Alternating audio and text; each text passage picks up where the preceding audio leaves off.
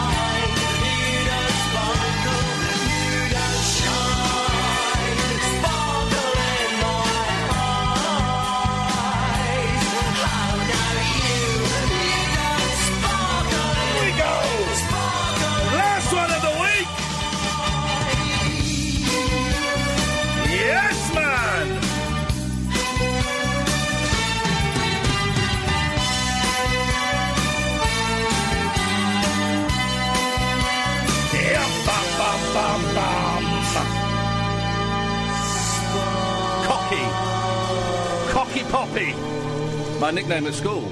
Also Poppycocky, but that's not so fashionable these days. Of course, the excellent My Life Story. I'd forgotten about that band. I'd forgotten about that album. I used to listen to that album a lot in the third year at college. It was the third year at university, which would have been, let's work this out for the Date fans. We know a lot of Date fans. Iain Lee, who are you? Catherine Boyle. That's it. So I would have been 22, so that would have been 1995. And one of the girls at my college, Ronnie, who I find out today is turned to God, which is great. was friends with Jake from that band, and I nearly met him, and I got very nervous, but I didn't. And I'd forgotten about My Life Story. I'd forgotten about them. And I was reading today. He sent it to me ages ago, and I've only just got round to reading it today, because I can finally sit there. It's on a laptop. I hate reading books on computers. Hate it. 0344 499 1000 is the telephone number. Jackie, stay there. We'll come to you in a second. I hate reading books on computers. And Jim Bob, who we've had on the show before, I don't want to say it, but I'm going to say it. From Carter, The Unstoppable Sex Machine. And I don't want to say that because a lot of his book is about having to be Jim Bob from Carter, The Unstoppable Sex Machine.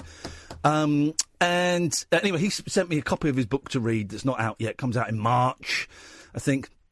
And I finally sat down and read. It was 300 odd pages, and I've read about 220 of it today. Just like boom, boom, boom, boom, boom. And the first chapter just keeps banging on about Jake from My Life Story. And I thought, I remember quite liking that first album. Got it up on the YouTube. Hooked the computer up to the hi-fi, the music centre with the Bluetooth. And listen to it, and flipping it, man, what a record. So I've messaged Jake and said, come on, man, come on the radio show, let's talk about this. Let's talk about this. Let's finally meet without the go-between. Let's talk about it. Mm-hmm. Come on, let's chat. Come to Conversation Corner, the Chit Chat Club. We're just people. We're just people. That's all we are. Chatting. I mean, I have saved a man's life and won many, many awards. I'm just people. I came third and I'm a celebrity. I'm just a guy. Oh, I'm so glad I said that. Right. My eldest son's 9th birthday on Sunday, okay, and I got something. I've ordered a case for his little robot. He's got a robot. I ordered a case, and it wasn't going to come until next week after the birthday. I thought I'll send it to their house, and then he'll get it. And then I got a text. I had to go to the house in Windsor today to pick up the boys. I got a text saying, we tried to deliver your parcel, but you weren't in, from Amazon. I was thinking, oh, man, you should have just left it there, because that's what you're supposed to do. Anyway, I got there. And there's a card saying, we have taken your parcel to a dry cleaners. Yeah. Wow. Mm-hmm. To a dry cleaners near you, and it'll be available after 5. And I literally just got in with the boys. It was 5:10. I said, boys, shoes back on. We're going out. I don't want it. It's to get your birthday present. Okay. So we went out, and we got to the dry cleaners. And I said, I believe you have a package for me. And I gave them that. He said, okay. So do you any idea which one of these it might be? And I said, I bet it's going to be that one. It looks like that size. And he got it, and it was. And he said, right, OK, I just need your signature and your ID. I didn't have any ID with me. I did something I've never done before in my life. Oh, wow. I did it. You didn't. I did it. I said, dude, I haven't got my ID with me. Going to ask you a question. Have you ever watched I'm a Celebrity, Get Me Out of Here? He went, no. I said, right, OK, because I'm going to do something I don't normally do. I'm going to Google myself to show you who I am and to show you that I am trustworthy, right? Now, if you Google Iain Lee, right, and I've mistakenly, instead of doing my own CV, I just read what came up on the screen, right? So, Iain Lee, right, and it comes up. The first thing it says, Iain Lee, writer. Right? It's me, but it's got me down as a writer. So I read it. I went, Iain Lee, writer. Iain Lee Rugby is an English broadcaster and writer. And my eldest son went, you're not a writer. I went, no, I am. He says, no, you're not. He started laughing. He goes, no, you're not. And the guy's going, what? Sorry, what is this? Is this, you winding me up? I said, no. I am a writer. We'll talk about it later, but I've written stuff. Well, I've not seen it. I said, no, we're in the dry cleaners. I'm going, no, not books. I've written articles in magazines and stuff. So it's just, listen, it's just down. Please just say I'm a writer. Otherwise, we're not going to get your birthday present. And then I thought, and I showed him some pictures, right, of me on Good Morning Britain with the neck brace. And he went, it doesn't really look you. I said, right, you've never watched I'm a Celebrity? He said, no. I said, right, you know who Amir Khan is, though, don't you? And yeah, of course I do. So you could, young man, a young Asian man, and Amir Khan is a hero to young Asian boys. I said, do you know Amir Khan? He went, yeah. So I showed him a clip. I showed him the strawberries. Showed me and Amir stealing the strawberries. He went, oh, yeah, that's you. Can I get a picture of you? I said, no, you cannot. Wow. No, you can't. How dare I'm with my kids. This is family time. And I said, of course you can have a picture with me, man. And I got out and I was just laughing. I said to the boys, I've never done that before. I would never do that again. I just really couldn't. I could not face driving home to get my driving licence. And so, yeah, I was showing clips of myself to a young man in a dry cleaners to get a parcel today as I did. Incredible. It was great, and it worked. 0344 499 1000. This light here is buggering me up, so I'm going to turn this one off, but that one should still give you little bits of the old... There we go. I was silhouetting out a little bit. We're all good. You still got light on you. Hang on. There we go. There we look into it. There it is. It's on. He's got it. You got it. You're on the light. You got the light. 0344 499 1000 is the telephone number. Thank you to George Galloway, by the way. And I have to say, the camera isn't in position. It needs to go up a little bit. I have to say that the Jim Bob book is flipping brilliant. It's brilliant. And we're going to get him in March, I think, maybe a bit earlier. No, don't do it like that. That'll do. Who cares? I have to do it like that. You don't have to. What? Okay, you don't have to. It's all right now. It's fine. Shall I zoom out a little bit? Yeah, zoom out a little bit. Give it a little... This is great for the listener. That's perfect. Okay, I mean, who cares, really? Thank you, guys. Thank you for your support there in this very, very... Oh, there's a buzz. Hello, it's Jackie! Hello, good evening. Good evening, Jackie. Right, I don't want to put a downer on the show or anything, but it's just something happened up here today in the Northwest. Cass probably read about it. We lost... I might have read about it as well. In fact, I have read about it. Yeah, Diane Oxbury. Yeah. Who we lost today. Very, very sad. She was on BBC Local Radio and TV, I think, as a weather reporter. She died. 51. 51, yeah.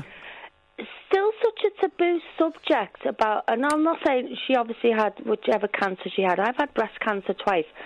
It's a taboo subject still. I read today 2.8 million women are still missing out on cervical smears, with a picture of Jade Goody, obviously, because it's sort of slipped down the net again. Yes. Your views and maybe Kath. I've got to take my daughter for a mammogram next week because of changes. She's only 28, but because we've got cancer in the family, I push and I push and I push. And you are right to do it. And you know what? It is one of those things where you kind of think, everything's all right now. But sadly it isn't. And you are right, Jackie, to remind all women that, it's a very, very good idea. Well, all women to go and testicle cancer. I'm getting there. Sorry, darling, sorry. To remind all women to go and, to go and have checks and stuff, and all men to every week grab hold of your balls and have a little fumble. As you do. Often. And also men should check their breasts as well, actually. Yeah, because a member of my family had breast cancer, a male member of my family, and so it's something you need to look out for. Yeah, my son, I keep telling my son as well, he must check so, because he's not overweight as such, but he's a big, burly lad. He's 31 now. But, it's just one of those things that I was sitting here thinking, I thought, you know what, I want to ring in and just put it out there, because we had a friend of my partner's, and he was in denial for a long time with prostate cancer. He had all the signs and everything, but he just kept putting it off. And unfortunately, he put it off that long, it spread, and we lost him. It'd be 2 years in February. And watching the decline and everything, and you think, why do people go into I know it's so hard, but why? There's loads of reasons why people do it. It's just so hard, isn't it? Yeah. He could have been saved, but he just ignored the signs and things. My daughter said to me, "Oh yeah, you put that on Facebook the other day, Mum, about 2.8 million women not going for their cervical smears when they're called for." And she said, that reminded me, I got my letter 2 years ago and I've still not been for my smear. And I said, but Stephanie, you're Mum. Yeah, but I know, I can understand why people do. Some people are scared. Some people think they are immortal. Some people just go, well, I did that a couple of years ago. I'll be fine. I'll sort it out next month. And then suddenly next month becomes next year, and it's 5 years. And I understand why. But you're absolutely right, Jackie. Everybody get hands all over your body. It can be yours or somebody else's if you got someone, and just have a little look. And for the stuff that you can't check yourself, go to a doctor and get it all looked at. It saves lives. Thank you, Jackie. Okay, bye-bye, darling. Cheers, tutty bye. I read that. It's go and get it checked out. Have a little feel. I love feeling my balls. I love them. I love feeling my balls. Could you not do it now? I do apologise. You can never be too safe. 0344 499 1000 is the telephone number. This is Talk Radio. The Late Night Alternative with Iain Lee. We could be dreaming and meeting each other in our dreams. On Talk Radio. Here's a question. So I bought a new rug yesterday, a big old rug at IKEA. Because I saw a nice big grey rug in John Lewis, 225 quid. I saw a big old grey rug in IKEA, it was 45 quid, reduced to 32 quid. So I got that. And I've unwrapped it and laying it on my floor. Laying it? Laying it. I've laid it. It's laid. It's on the floor. Yeah. But it's, it like curves up at the end. Yeah. How do I now? And it's like a bit rolled. So how do I get a flat rug? Isn't it? I've put weights on the corner, but I know when I take those weights off, it's going to spring back into. I mean, eventually it will pop down. Well, how eventually? I've paid 32 quid for this rug. I mean, it might. I want it to pop into shape. Good evening, dear listener. The late night alternative. I'm Iain Lee. I have no idea who this woman is. Oh, don't matter. Yeah, you get right my wick, you are. You're getting right my wick, you are, girl. Get right my wick. I'll send you upstairs to your bedroom without any supper. And when your mother gets home, you'll be in big trouble. Get right my wick. Right my John Wick 3.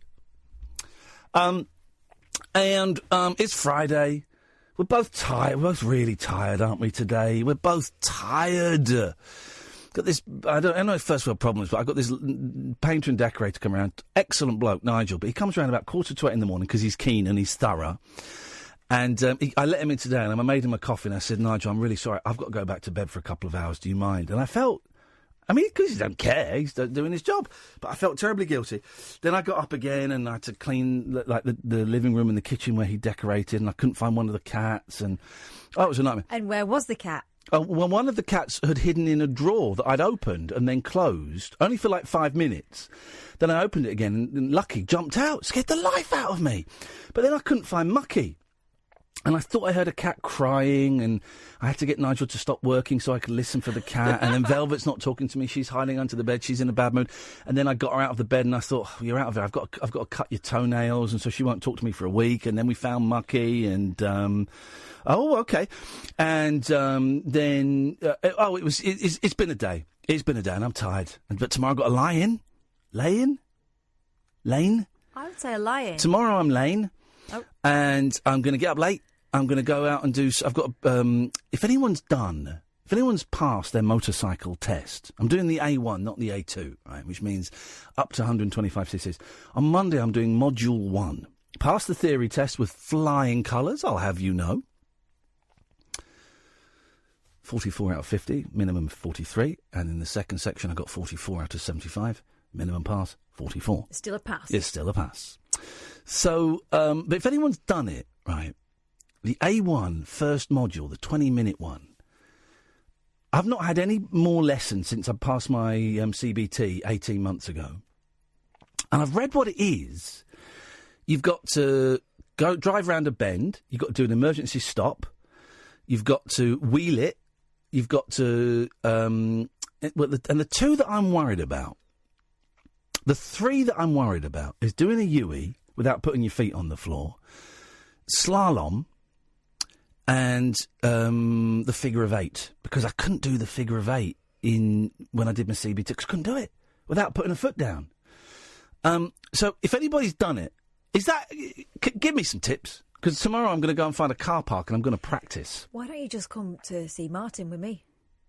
Who's Martin? Martin, the riding instructor. Because I don't want to pay any money. I'm saving money. You want me to come to Martin so that you pass your test first. I delay my test. You pass your test first, and you become the leader of the IAKMCC, Iain and Kath Motorcycle Club. I'm just trying to help you out, mate, because you're stressing out about it. I'm not stressing out. Obviously. Whoever passes their test first, out of me and Catherine, becomes the president, I'll have you know, of the IAKMCC, Iain and Kath Motorcycle Club, and gets to collect the subs from the other member. 0344 499 1000. Let's go to Julie. Good evening, Julie. Hello. Hello, Julie. Welcome to the show. What wonderful insight and wisdom can you bring to Talk Radio on a Friday night? Well, I'm going to tell you how to get your rug flat. Here we go. This is it. Now, bear in mind I'm a single man, so there is no opportunity. If you're going to say have rumpy pumpy, Just on the corners. Well, no, but you roll over it. You roll all over it. I mean, I'd have to do that on my own, and I'd feel silly. I would feel silly. No, don't worry. It's nothing like that. Yeah. All you've got to do is turn it over the other side. Oh, yeah. And then roll it back up again. Oh, yes. And then turn it back over. Did you get that? Yeah. It can't be that simple. That's like... It is, honestly. That's like the equivalent of how do you got a boat and a river, and you got a fox, and you got a chicken, and you got some grain. How do you get them across? You've just done it. Wow. Honestly, yeah, it's amazing what you have to learn when you're a single person. There we go. How long do I leave it rolled up for? You just unroll it again afterwards. Straight away. Yeah. Straight away. If it's not done straight away, just do it a couple of times, and then lay your rug down. It'll be fine. Do you know, Julie? With respect, right? Because I grew up on a council estate. Mm-hmm. You sound quite common. I am. Exactly. Who does she sound like to you, Catherine? A little bit, and not as much. I mean, she's a posh version of. Yeah. If it's the person you're thinking of. Go on. I don't need the money, babe. No, who's that? The GC. Gemma Collins. I don't know anything like Gemma Collins. I thought she sounded like a posh version of Sally. Oh, for God's sake! Oh, she does a bit. Sally. What? Sally. Hello. It's the same person! Do you live in Essex as well? No, I'm South London.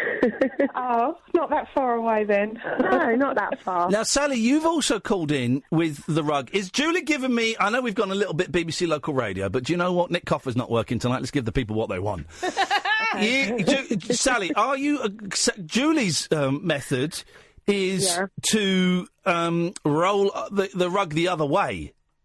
No, it's too much work. Wow. What? It's not work at all. What are you talking about? Lazy cow. Well, all right. Go on then, what's your way? Double-sided Velcro. Oh, my God. What? Double-sided Velcro on the corners that roll up. Stuck to what? He's got a wooden floor. Yeah. You can get double-sided Velcro that you can hang pictures up and things like that on your wall. Oh, yeah, I know. And it doesn't stick. But that is... Putting Velcro down is tougher than what Sally said, what Julie said. I'm getting confused now. Well, no, it's only 4 little squares. I've just bought a rug. I got it... It was £2,000. I got it for 169, and I've double-sided the corners. But here's the thing as well. All right, and this is why I think Julie is right, Sally and Julie, is because there are bits of the rug that are like sort of got rectangular lines across where it's sort of been folded a bit funny. Yeah, mine too. Yeah. Yeah. So no, I'm still going with rolling it back the other way. So am I. I'm with you. Here we go. And Jack says you need to flip the rug over so it's upside. Oh, you need to flip the rug over so it's upside down and walk all over it. Leave it for a while and then do it again. You might have to do it. Sorry. You might have to do it 3 or 4 times. But when you flip it back over, the rug should be flat, or at least it will look better. Mm. How is that easier than Velcro? So I've got to buy Velcro, I've got to cut Velcro, I've got to affix... No, you can get it already cut. Maz says... Oh, jeez, Maz is insane. Maz says, if the rug is smaller than your mattress, lay it between the mattress and the bed box. After about a week, it should be flat. That's insane. Maz, you're a lunatic.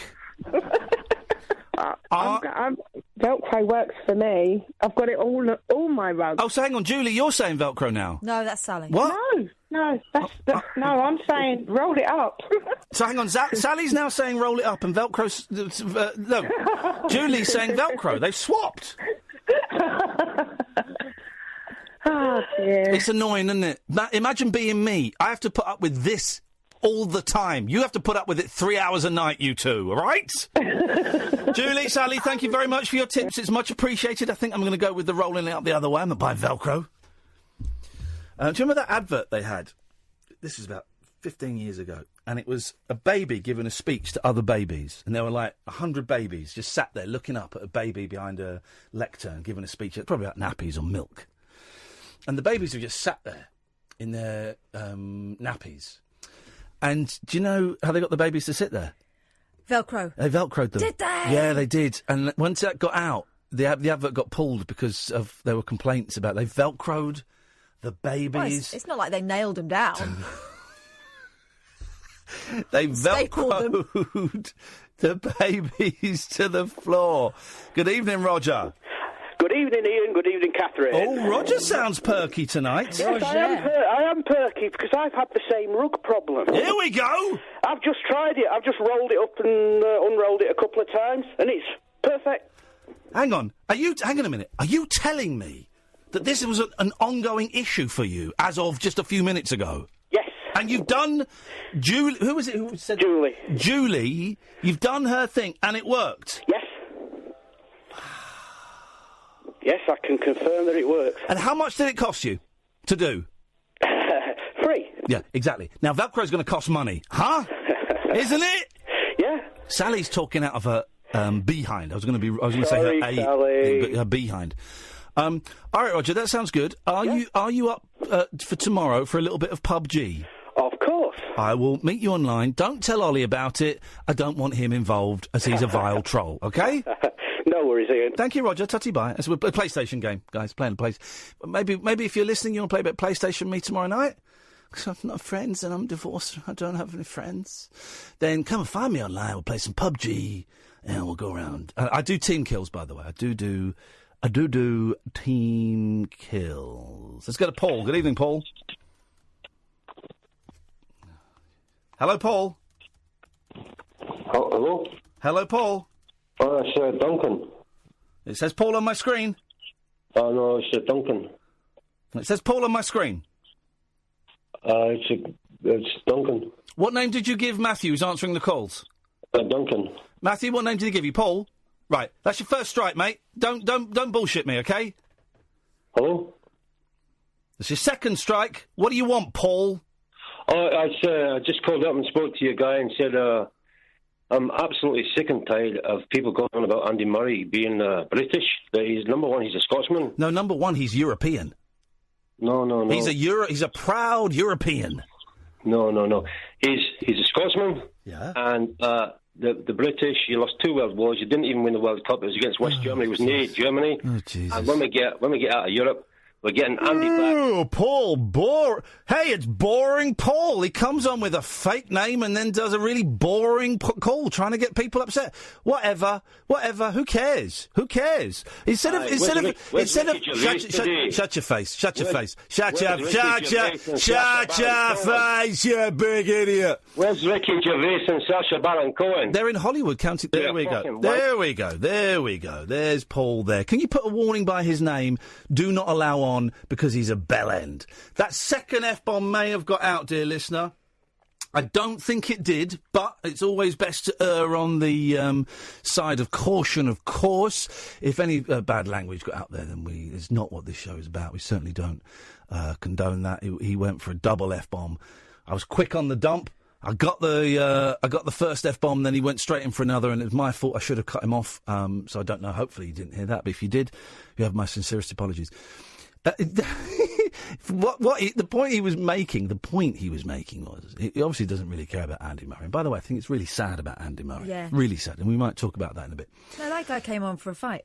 Oh yeah, his point was, where is Ricky Gervais? Where is Sacha Baron Cohen? The people I used to work with 20 years ago. And for a long time held a lot of resentment over their successful careers, for a long time. But I would say, certainly in the last 8 years, the resentment is almost nil. Every now and then it kind of pops. It hasn't popped up for a while, actually. It hasn't popped up for a couple of years. But for a long time I was chewed up with resentment and jealousy and bitterness. And then I decided to try and look at what I could change and applaud them for their huge success. So he was... could you put that... I don't think that's on cool. It's getting really, really hot on here. The echo. So his line was, where's Ricky Gervais? Where's Sacha Baron Cohen? That's why you're so effing depressed. It's not. It's probably more to do with the sexual abuse I suffered as a child. Probably more to do with that than a bloke making a film called The History of Lying. It's probably more to do with that. I don't know. But who knows? I appreciate your concern, man. I appreciate your concern. What's your language, boy? What's your language? Sad about Andy Murray. I'm not a massive tennis fan. I was probably one of those people who knocked Andy Murray a few years ago. I do a brilliant impression of him. I do. Go on, all right, let's have an Andy off. I'll go first. I'm Andy Murray and my mum's fit. Oh. My name's Andy Murray. I like to bounce the ball, I like play tennis. Aye. I like having fun. I like going to the discotheque. Aye. Especially if there's like a tennis-based dance. I'm Andy Murray and I like... you sound Scandi. Anyway, I thought it was sad that he's had 20 months of... I don't really know much about the story, but I heard a bit of it on the drive home last night. 20 months of being in pain with a damaged hip. He didn't have a hip replacement, did he? He had some shenanigans, some hip work done. And everyone keeps teasing his comeback after his hip operation, his hip operation. And he said yesterday, it's just too painful. I'm playing in pain. And this might be my last tournament. I'd like to make it to Wimbledon, but I probably won't. I just thought, oh, man, that sucks. That sucks. Imagine being... And he is one of the best in the world, right, at his job. One of the best tennis players in the world. And his time has been quite brief because of illness. And you've got to stop.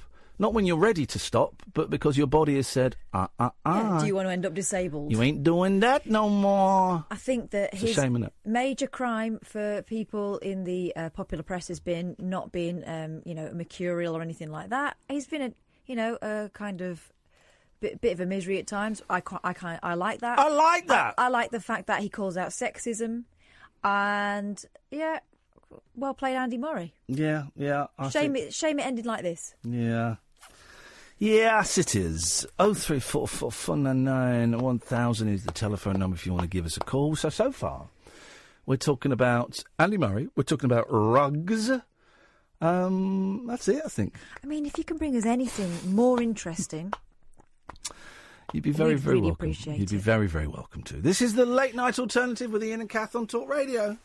Late night conversation worth losing sleep over. The Late Night Alternative with Iain Lee on Talk Radio. We have ways of making you talk. Cha! Let's see. Talk into the microphone now. Let's see if you're louder now. Testing. That sounds better. It's a bit better, That's better. Yeah. I mean, we don't want you too loud. We don't want people hearing you. I know, but, Sorry? Hey. 0344 499 1000. It's Friday night. Ian, it's Friday night. And I got to lay in tomorrow. And I'm feeling excited about that. I'm at the age now where the thought of not having to get up until about 10:30 makes me feel excited. Get rid of that music! I know, that's what... Get rid of it. That's what was dominating my thoughts. Give it a 7-second fade and it's gone, Matthew. Thanks, man. It's got Matthew answering the phones tonight. This is the thing, I want to take this show to America. I want to do this in America. And I want to be but I don't want to be a brick guy. I want to be one of those late night American DJs. You're listening to KROQW. Okay. And tonight we're talking about, have you ever been on LSD while you've been making love to a police officer? Give us a call now. You're doing that voice. I'll do this late night voice as well, and... Okay. It's a good phone in, by the way. If you have ever taken LSD whilst making love... To a police officer. Then give us a call now. I want to hear your stories, because last night I was tripping on mescaline, and I was making love to a beautiful police officer, and it was the most intense experience of my life, and I just want to know if that's ever happened to you. Give us a call now. Oh, that's like a low burp. It's a good voice, isn't it? I've never done that voice before. Isn't it marvellous when you find your body can do things you didn't know you could do? I mean, always. Well, you know that I discovered when I was a teenager. That was amazing. I was 17 in my bedroom. That was amazing. I used to be able to touch my nose and my toes. Oh. But with a back bend. Oh, really? I don't think I can do it anymore. Go on, have a go. Here we go. Oh, I've got a skirt on. That's okay. That's okay. She's lying on the floor. I don't think I can do it anymore. No, you can't. Yeah, that was pathetic. It wasn't pathetic. It was. You tried. You tried. More people should try. Good evening. Jasmine says, "Why do you have ad breaks? Why do you do ad breaks so often? We do 3 an hour. So often it's a commercial radio station, you belchies. That's what pays our wages. Do you know what? I'd like 4 an hour because that means that we'd be making more money. Yeah, more of the Mushwani Pastani. Let's go to Nelly. Good evening, Nelly. Hello, I'm Andy Murray, and I can start eating shortbread again. You what? Sorry, that was my Andy Murray impression. Sorry, Ian, it was... But what did you say about shortbread, you racist? I can start eating shortbread again. I'll say it in my normal accent now, sorry. I don't know which is worse. Neither of them. They're both great accents. Now, the first time I called you said the same thing. Yep. Well, it's very hurtful, but... I'm a piece of trash. I'm a piece of goddamn trash. That's what I am. I'm an SH1T. Yeah, I saved a man's life. So what? He was an actor. Paid him 60 quid. You're a mild inspiration. Anyway. Oh, mild inspiraziano. I will certainly have that. Yeah. I've got a brilliant quiz. Do they still... Well, let me ask you a question before we get to your brilliant quiz. You know, headstones. Do they still have to do that by hand with a hammer and chisel? And if so, why? Why? Why is there not like a machine, a laser... There'll be a machine headstone cutter that could do it like... You could do like 100 in an hour. Next one. Drawing of an angel. Next one. Does such a thing exist? I imagine it looks like a robot and he fires out like a blue light like Luke Skywalker's lightsaber. I could pray to God that Luke Skywalker's got a blue lightsaber. Otherwise I'm going to get loads of geeks tweeting me. It's the 21st century, so I presume they've got lasers rather than chiselled. I presume. You would presume. Okay. What? Tell it you got a quiz. You said something about a quiz. And Simon and Susan and Caddick, we will get to you some point. May not be this year, but we will get to you at some point. Tell us about this quiz, though, Nels. This is... I made this up with my mate, right, and I think it's good. Right, so, yes. I'm going to give you a name... And it's either going to be the name of a colour in a famous paint range. Okay, yeah, I like that. Or it's going to be the name of an adult film star. Oh. Okay. So you can call it... I call it paint or porn. Yep. I would say paint or pant. Paint or taint. Paint or taint. I would say... Let me just... paint or taint. Brush or thrush? Oh, no. They're very clean. Very clean. We've got the painters in. No, because... No, that'd be a day off, wouldn't it? Paint... Dulux or Durex. There we go. That's fun. That's a bit of fun. We'd have to get it sponsored. That would be a good sponsorship deal for both of those guys. This might work in America. Shade or Lade. I'm going to say no. I'm going to overrule that one. I'm overruling it. Why? Because I thought of it. Yes. Yes, you poo-pooed mine, I'm poo-pooing yours. Okay. Which is the first one. Yeah, even Nelly's getting bored of this band. Yes, please. So, number one is Penny Flame. Yep. Dulux or Durex? Or whatever. Dulux. Durex. Durex is the right answer. It's an adult film star. Where's my bit of paper with my show on? Actually, where is my bit of paper with my show on? Don't know. Right, number two. Hang on a minute. Well, don't be a 1-0 to Cap. Yeah, he's just keeping score. Well, where's my bit of paper with the show on? Is this it? No, that's yesterday's. Is it? Oh, that's today's. I don't know how that got in the bin. Pen? I've got a pen, mate. Okay. I'm an idiot. Well. Hey. Right, so that's 1-0 to me. No. Right, okay, 1-0 to me. All right, go on then. This is a silly quiz. I don't like it, but go on. I'll rattle through them now. Celtic Cream. Oh, well, that's paint. Durex. Dulux. Dulux is the right answer. Yep. Well done. Heather Climb. Dulux. Durex. Dulux is the right answer. Go on. Misty Grey. Oh, Misty Grey. Didn't you have that on your walls? Dulux. Durex. Dulux is the right answer. I've not had Misty Grey on my walls. It's a vicious rumour that's going round. Hey, you've just put that in yours and that was mine. Doesn't matter. It's 3-1 to me. No. It doesn't matter, Catherine. It's just a bit of fun. It matters a bit. This is the thing, you see. You take things too seriously. You take my points. It doesn't matter. I'm just keeping a very, very rough score on at the moment. It's 3-1 to me. Please continue, Nelly. Next one. Ruby Jewel. Ruby Jewel. That's going to be porn star Durex. I said it first. Durex. Durex is the right answer. Thank you. 4-1. Yep. Couple more. Flash Brown. Hang on a minute. Let's get Alan Caddick involved. This is what we need. We need Caddick. Isn't that sexual practice? Oh, boss. Hi, Mark. Alan, say hello to Nelly. Nelly Furtado. Good evening, Mr. Furtado. Hello, Mr. Caddick. We're playing a game, Alan. Did you hear the game? Durex or Durex? And so you get he's going to say something, and you have to say whether it's a colour or porn star. Correct. You got it. All right. Nelly, give that one again. Brown stain. What was he called? Flash Brown. What do you reckon, Alan? Dulux. Dulux, the paint. Yeah. Go on, Nelly. Wrong. It's Durex. Flash Brown. It is a male porn star, apparently.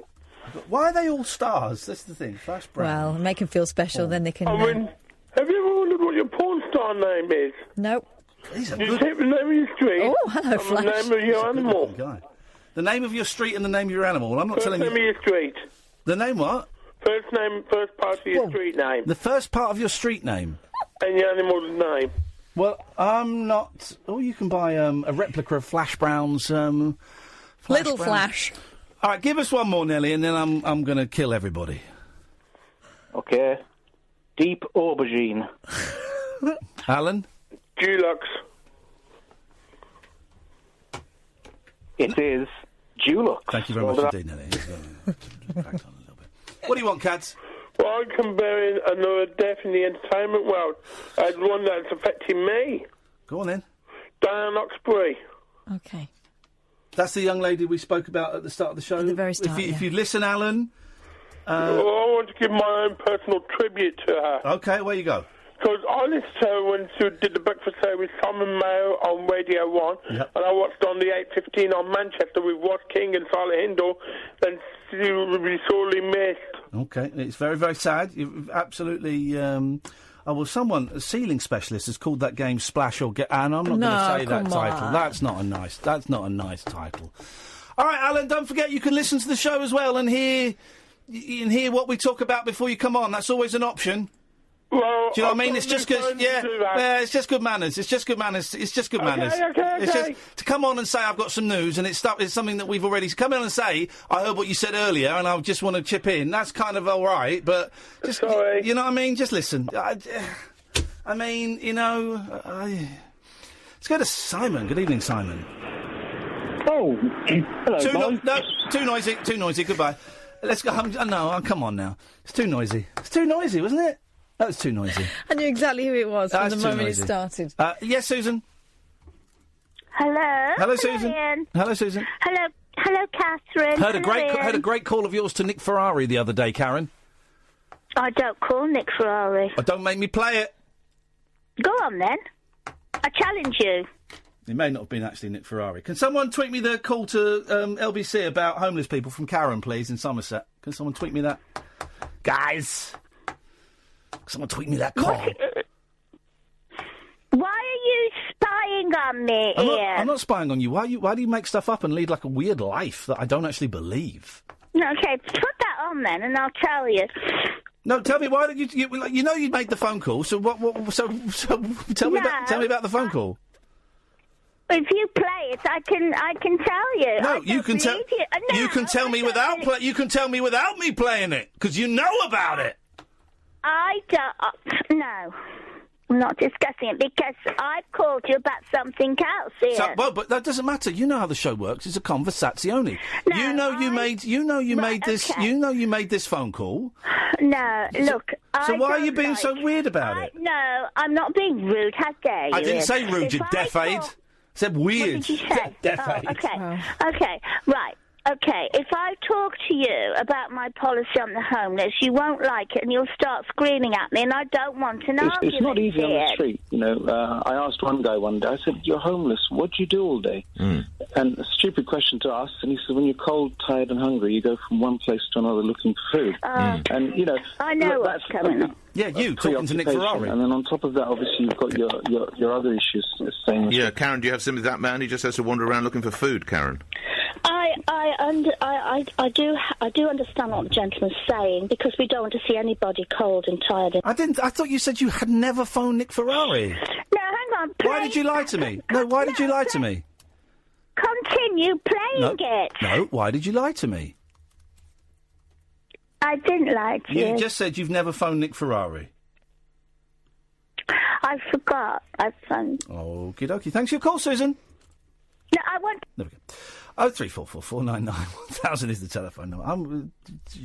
I like it when you look down on your computer and tap away. It's like when Mum and Dad have an argument, and the kids are like, "Oh, jeez, that's just not happening." But I'm just not in the mood. Mm-hmm. Your thoughts? I'm wondering what's going on there. I'm wondering what's going on. I don't believe a word of it. Yeah. And also, you phone people phone other radio stations. That's fine. People can use other names. That's fine. But why? That's what confused me. Is I've never phoned him. Well, I'm about to play a clip of it. Never happened. And then when she said to do it, that's the funny thing. It's weird, isn't it? I don't know. I'm just not in the mood for people who don't listen to the show and mind games. We're playing those mind games forever. Why has it gone very... What's that loud buzz? Is that me? That can't be me. Is it my microphone being loud now? Turn Kath's microphone off, please, Matthew. Yeah. No. Turn it on again. It's totally what it is. What's going on with your microphone? Right, turn that one off. Turn that one on, please. You go and sit over there and talk into there for a second. Wasim, go away! You're not welcome on this show! Shut up. Keeps phoning in. Phones in all the time, that guy. Oh, look at you in your high chair. Baby in high chair. It's too high. Okay, now talk into it. 1 2 1 2. That sounds all right to me. Ow. Headphones not plugged in. I don't... that is not... you take that call, Matthew. We're fine here. Now talk into it. Hello, hello. That sounds to me fine. How does it sound to you? Pony.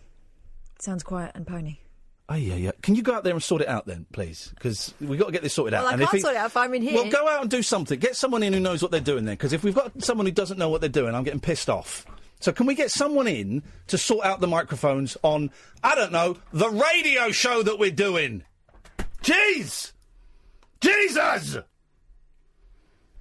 0344 499 1000 is the telephone number if you want to give us a call. We're going to wait for this call to come through. I've gone from being... Just put them through. Come on. I've gone from being in a joke bad mood to in a proper bad mood now. Don't talk to them. Don't find out what they're talking about. I don't need any of that. Just take their name and number and give them a call straight back. That's all we need to do. Come on. Right. Don't talk to them. Yes, Chrissy. Oh, God, I'm going to chuck this station out the window. Good evening, Chrissy. Hello? Right. Well, they're not there. Hello, line 2. You're on the wireless. Do you know what, withheld caller man? Shut up. Shut up. No one can hear you. You're not on the air. Withheld caller man, you're getting on my nerves. Stop it. Like, about 20% of your calls are funny, right? The other 80% are annoying or offensive. That hit rate ain't good enough for me, all right? So just stop it. I'm not taking any more withheld calls because of you, okay? Okay. Thank you. Can we get this goddamn radio show to work? Yes, Susan, what do you want? Darling, can I talk to Ian? You're talking to Ian. You've had your call for tonight. Maybe we'll speak next week. I want to apologise. You don't need to apologise. Give us a call next week. Have a lovely weekend. Yes, Susan, what do you want? Jeez. Hello, computer. How's your microphone now? Well, that sounds better to me, not buzzing. That sounds better. It's just. I think it was overcompensation. Everyone, let's just focus on the show, guys. God damn it, let's focus on the goddamn show. Crying out loud. Hang on a second. Yes, Chrissy. Hello, sorry. I don't know what happened there. I heard. Were you going to call me back? We called you back. We called. Right, stay there. Talk to Matthew. He's going to call you back. I'm going to go and start drinking vodka and whiskey again. This is the Late Night Alternative, weeknights from 10 on Talk Radio. The Late Night Alternative with Iain Lee on Talk Radio. We have ways of making you talk. My love stands triumphant. My love stands triumphant. My love stands triumphant. My love lies down.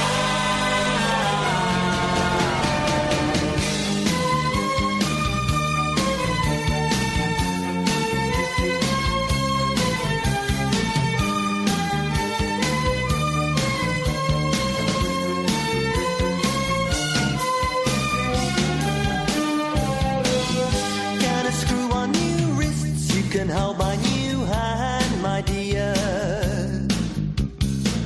I'm gonna shoot from the hip instead of my mouth, my dear. Oh, my love stands triumphant over the past, over this bed and over the stars. It's so forever, yeah. Gonna glue in you eyes, gonna watch you all alone. So set the answer phone to record the engaged tone. Oh, my love stands triumphant over the sea, over the hedgerows and over your knee. It's so forever, yeah. I will bequeath my love to thee. Sure as I stand, my love is grand. Unzip the heavenly gate and unzip my soul. Unzip my love, flash it to the world. Unzip my faith and I'll pee on your soul.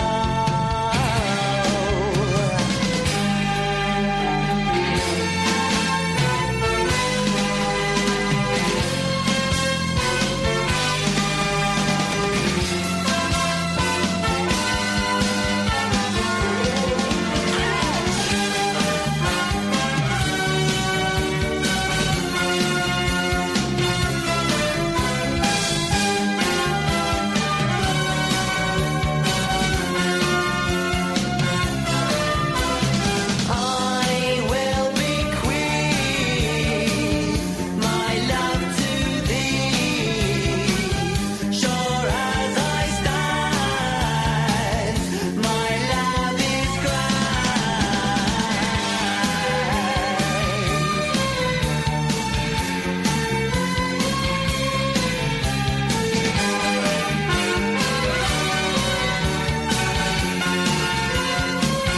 My love stands triumphant.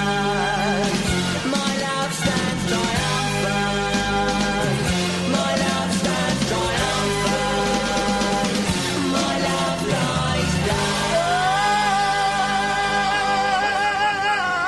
Oh, yeah, sexy lady, sexy guy. I used to love that album. Mornington Crescent is the album, My Life Story. First album. I think it's the first album. Maybe it's the second. I don't know. Is it Jake Shillingford? I think it's Jake Shillingford. You better find out, 'cause he's coming in, isn't he? He's coming on the show. I can't believe I've forgotten about... Isn't it funny? That album, for about 4 months of my life, at a time when music was especially important, you know, you're 20, 22, 23, and your music kind of identifies you. For about 3-4 months, that was the album. I remember listening to that album a lot. It was on my Walkman, and it was Sunny Days, that, and Wake Up Boo by the Boo Radleys. Oh, God, I hate that song. Oh, no. No. You've heard it too many times. It is a brilliant song. It is a brilliant song. You just heard it for the football and for Chris Evans and for everything. You just heard it a million times. It is a brilliant song. That album, what was the other single on Boo Radley's? What was the other? There's another good... Wake Up Boo. What was the other single on there? There was another single on there. Hang on a minute, guys. We'll do the show in a minute. We'll do the Oh, I know what it was. This is a song. This is a song, guys. Come on, guys. This is a song. Let's have some of this. This is a song. Here we go. Here's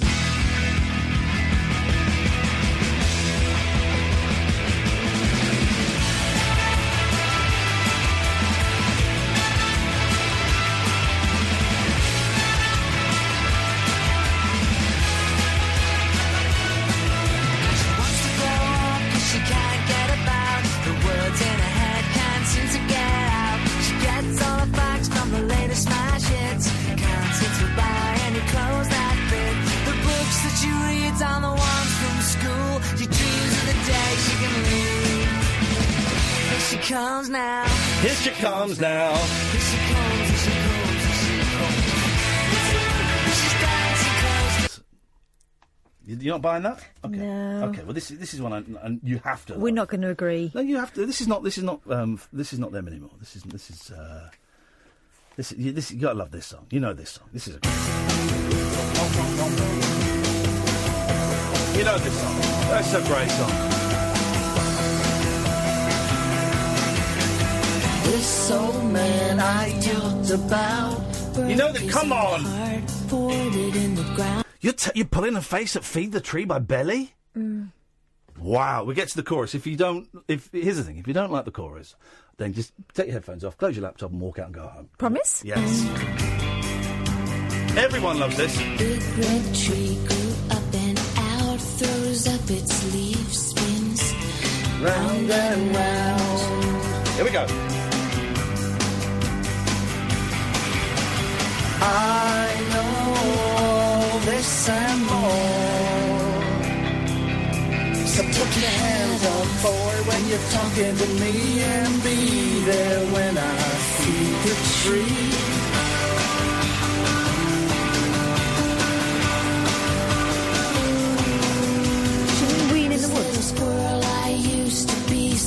Sorry? Does she mean weeing in the woods? She doesn't mean weeing in the woods. Why is she feeding the tree?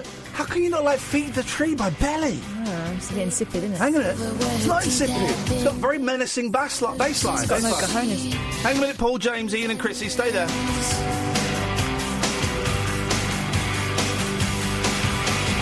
I know this and more.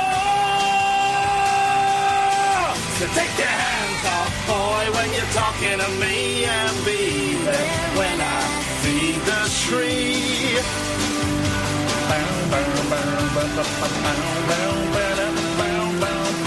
Take your hat off, boy, when you're talking to me, and be there when I feed the tree. How can you not like that? Wow, that's a real surprise. It's blah, isn't it? No, it's not. It's one of the classics. The rest of the album is blah. I was never that big a fan of Belly. The rest of the album's No, but blah is cruel song. because I think anyone who makes something is brilliant. But it's just not for me. No, man, I'm surprised by that, because I think it's a great song. Chrissy, you a fan of Feed the Tree by Belly? Hello, Chrissy? Hello. Sorry, I didn't realise you were talking to me. When I said your name at the start of the sentence, that normally implies that the conversation is being directed towards you, but maybe you missed it, Chrissy. What have you got for us tonight? Do you know what? I haven't got a huge amount. Okay, but neither have we. It took me a load of... Booze. No, actually, not tonight. I just had... I've been listening to you since LBC, cancelling you at Rabbit Hole. So quite a long time listener, actually, about 12 years. And been meaning to call for ages, but always bottled it. And nearly bottled it tonight, but thought no. Well, I'm glad you. Well, was there anything that made you call in, or was there just the vibe? Was there? What happened? Well, normally, like me and my husband both listen to you, but we both listen to you separately. Quite often it's on podcast, but tonight I was listening to you live, and that was it. I was like, right, I don't often listen to you live because I've got young kids. You got life. You got a life. I've got work and young kids. Man, so, Chrissy, how old are your kids? I say young. They're not that young anymore. Yeah. They're 8 and 5. Yeah, that's That's kind not of young, is it? I still think they're babies. I was going to say, my boys in the next 10 days they turn 9 and they turn 7, and they're babies. And I was playing a game with the one who's going to be 7. We were eating outside the school for his elder brother. I remembered this time. I didn't remember the other day. And he was trying to climb on my back and all of that. And I said, "Come here and give your dad a kiss." And he really didn't. He really did not want me to kiss him outside the school. I said, "Come here." We have like a fake. "Come and give your dad." And we're resting. And I just thought, he's at that age now. He doesn't want physical contact with his father in front of the school. My 8-year-old isn't so keen, but I still make her give me a big kiss and a big cuddle and do that whole big embarrassing mum act. Yeah. I think she likes it, really. She's not going to like it much longer. No, my 10-year-old is she's like a cat. If she wants a kiss, she'll come and tell you that she wants a kiss. Otherwise, forget it. Yeah. Not a chance. But here's the thing. I know, as long as I live long enough, I know we'll come back to a stage in our life, probably not for another 15 years, 20 years, that they'll hold my hand and they'll put their arm around me and they'll kiss me. I'll be old, but I know, as long as I don't mess up massively, we'll get back there at some point, and and they'll be. Yeah, I think it's when they have kids as well. Yeah, when definitely. You have kids, you're like, wow, yeah, sorry, Mum, love you. Yeah, yes. But I mean, you sort of realise, oh yeah, actually. Maybe you should have another one. No, I just got a puppy. Chrissy, I just got kittens, so yeah, I know exactly where you're coming from. Yeah, my youngest went to school in September, and about 3 weeks later, I got a puppy. So that'll do. The nest is empty no longer. Yeah. What's happening this weekend, Chrissy? What's happening in your life? Got anything exciting? Any birthday parties? I bet you got birthday parties. No, not this weekend. Oh. We do sometimes. Yeah. We haven't had any for a little while. Yeah, it's a bit crazy, isn't it? Those kids. When I was a kid, though, right? I had one birthday party. I think one birthday party my entire childhood. And kids now, they're like, my eldest has got a party tomorrow, not his. And then my youngest is going to a party tomorrow afternoon, and it's like flipping. Some people hire a hall like every year what for kind their of kids. parties? Yeah, because ours are just halls and bouncy castle and disco. Youngest is going ice skating. Oh, that's nice. Eldest, God, what did the eldest say he was doing? Can't remember what he said he was doing. I'm dicking around somewhere. I never got a birthday party because my birthday's in August, so everyone was on holiday. I don't know if I had mine's 29th of December, so nobody did a birthday party for me. Poor us. When I got older, everyone was like, let's go out for New Year's and it'll be your birthday. Yeah, rubbish time. Yeah, Victor Lewis Smith has just retweeted me. Just tweeted a comment to me. This is the circles I'm moving in these days. Victor Lewis Smith. I think Victor Lewis Smith came and saw an episode of the 11 o'clock show being filmed, if I remember correctly. We're all excited because Jake from My Life Story is going to come on the show. That is why. Hey, Chrissy, you did it, man. It took you, 12 years? And you called in and we had a nice chat and I enjoyed it. Yay. You didn't, destroy me or... I wouldn't... this is the thing. This is the thing that I say to people. When people meet a lot of people and they say, I'm really worried you're going to tear me apart. I only tear idiots apart. If you're an idiot, then I probably will tear you apart. But if you're just a nice person phoning up for a nice chat, we'll get on like a house on fire. And even the idiots, unless they're like a Tommy Robinson racist, even then it's all a little bit of theatre. So no, Chrissy, as long as you don't phone up and say you're going on an EDL march or something, I'm sure we'll get on like a house on fire. Yes, and we did meet at Rabbit Hole briefly. Which one? Briefly, Brighton. Oh, OK. Remind me which one you were, Chrissy, because we met a lot of people at Brighton. Which one? You've done a few as well. It was last year. Yes. My other half. Yes. Describe both of your faces, please. I was at the front, pink, long blouse on. I was next to a lady with big jewellery who was really loud. She was really funny. I remember her. Yes. Yeah, I bet you remember. You weren't. Were you sat next to your husband? I was. Because there was a couple at one of them where they were sat in different parts of the room. That was her. Yeah. That was the one with the big jewellery. Right. She was sat. I think she was very loud. She was lovely. I was talking to her before, and he just sort of sat behind her. He didn't want to be sat with her. I know. He kind of hid behind her. Imagine going to a gig and going, I'll go with you, darling. But honestly, we don't sit together. I'm not sitting next to you because you really... I mean, you might as well just say, look, you go, I'll sit in the bar. I'll see you in the bar afterwards. That's where I'll be. Yeah. Well, Chrissy, thank you so much. Watch from afar. Exactly. Right. Thank you for coming. I'm going to email Brighton next week at some point about booking another date in, so maybe we'll see you then as well. Yeah, lovely. Nice to meet. And, I'm from Plymouth, so well done on... the good job you did. Hey, thank you very much indeed, Chrissy. Look at us all growing up compared to the LBCDs with Vinny and all of that nonsense. Look, we're grown-ups now. Well, I think that's a weird thing. I've kind of grown up with you, so I think it's kind of... That sounds weird, actually.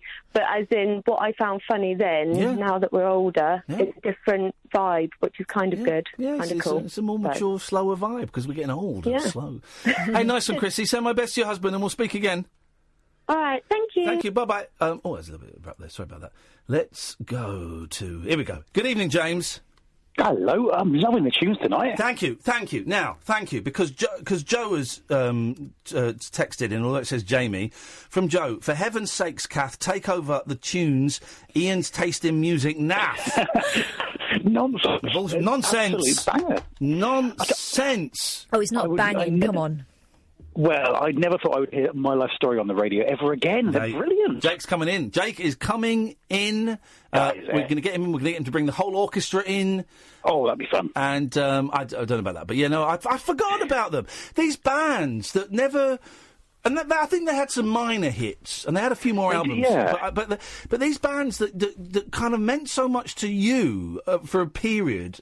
but never really took off. It's like one of my favourite bands of all time, top 10 bands of all time, is a band called The Man from Del Monte that were managed by John Ronson. Never had a hit, had a few indie hits and were on the chart show once, but never had a hit, but I loved them. Did they have a proper video on the chart show, or was it just a photo of them sort of waving a bit? Because they showed a clip of their video one week when it was the indie chart. Remember the chart show would have the indie chart, the dance chart, or the rock chart? Yeah. And you'd watch it and always hope it was the indie chart. And once they showed a clip of The Man from Del Monte.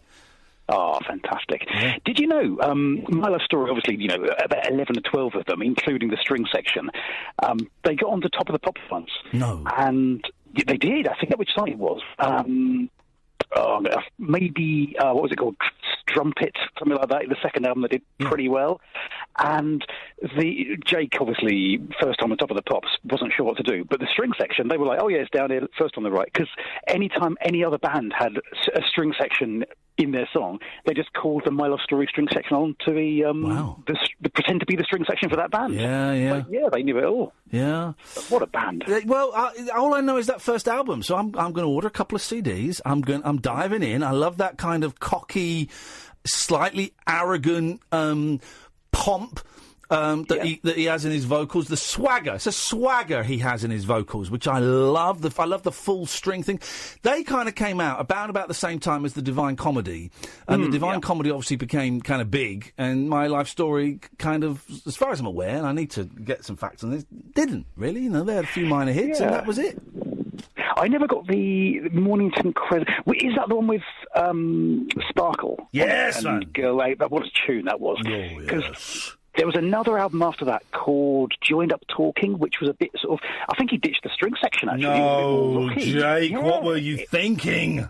It was a pretty good album, but not the same as, didn't have the unique charm. Yeah. Oh, look, there's an album here from 1997 for £1. I'm ordering that. Which one? Oh, it's 50p. The Golden Mile.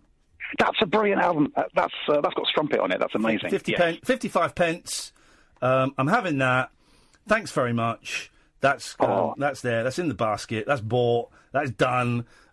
James, thank you for your call. Thank you for pointing me in the direction of some great tunes. I'm loving it. I'm having the time of my life tonight. I hope you guys are as well. Here's the adverts.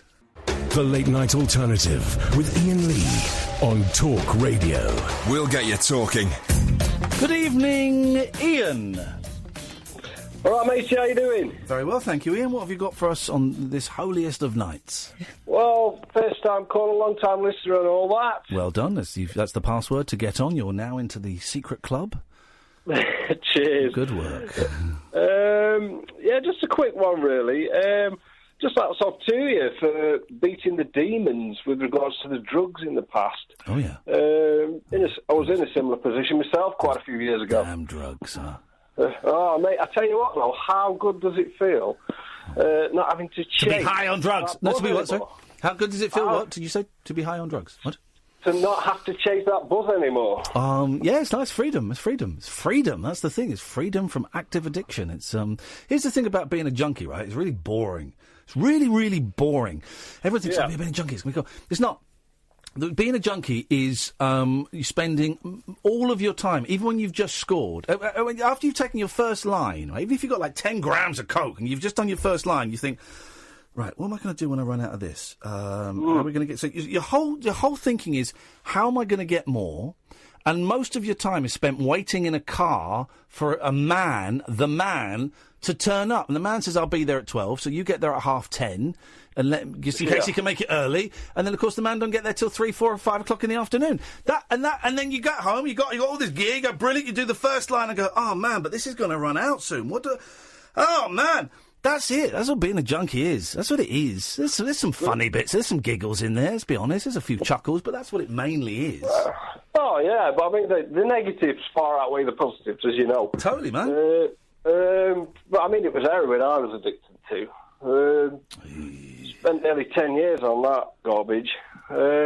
I've been clean since 2001 now. Congratulations. And there'll be people listening going, well, how the hell do you do it? How do you do it?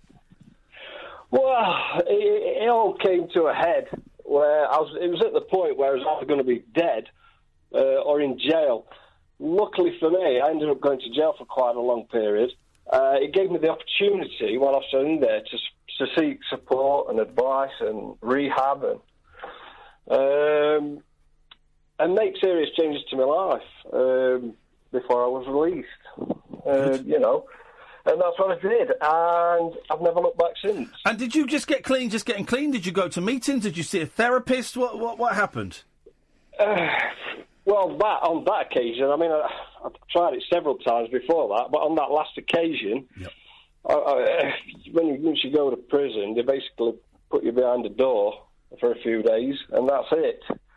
You know, you do your cold turkey, as they call it. And good for you, man. You've come through it. But because of the length of time I was in there, it gave me a chance psychologically to get my head round being off it and look at other things to do other than wanting to just take drugs, you know. There you go. And life is damn good, let me tell you. Well, then that, mate, is all I want to hear. That's all I want to know. I'm thrilled for you. I couldn't be happier. Congratulations.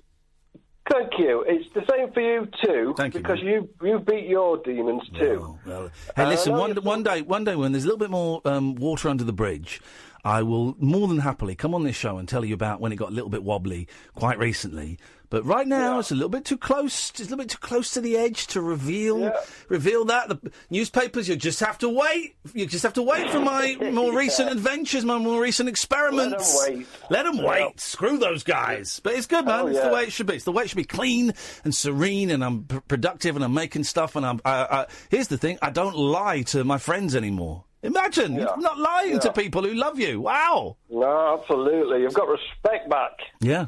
Hey, nice one, Ian. Good. Well, congratulations. Get another day under your belt. Cheers, matey. Tutty bye. 034 4499 1000. Good evening, Paul. Ian, how you doing, man? I've just seen that Divine Comedy have released a new live album, so I've just ordered it. I'll tape it for you. Good stuff.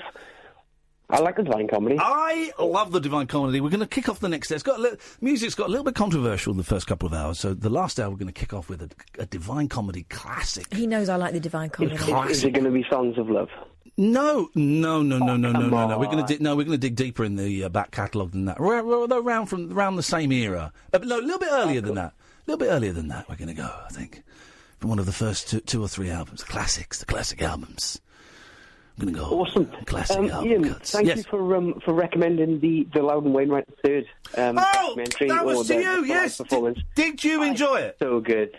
It is so good. I've watched it twice now, and it is brilliant. He's for those who don't know, go on Netflix. Surviving Twin. It's Loudon Wainwright. It's sort of theatre. It's not in concert. It's like a performance.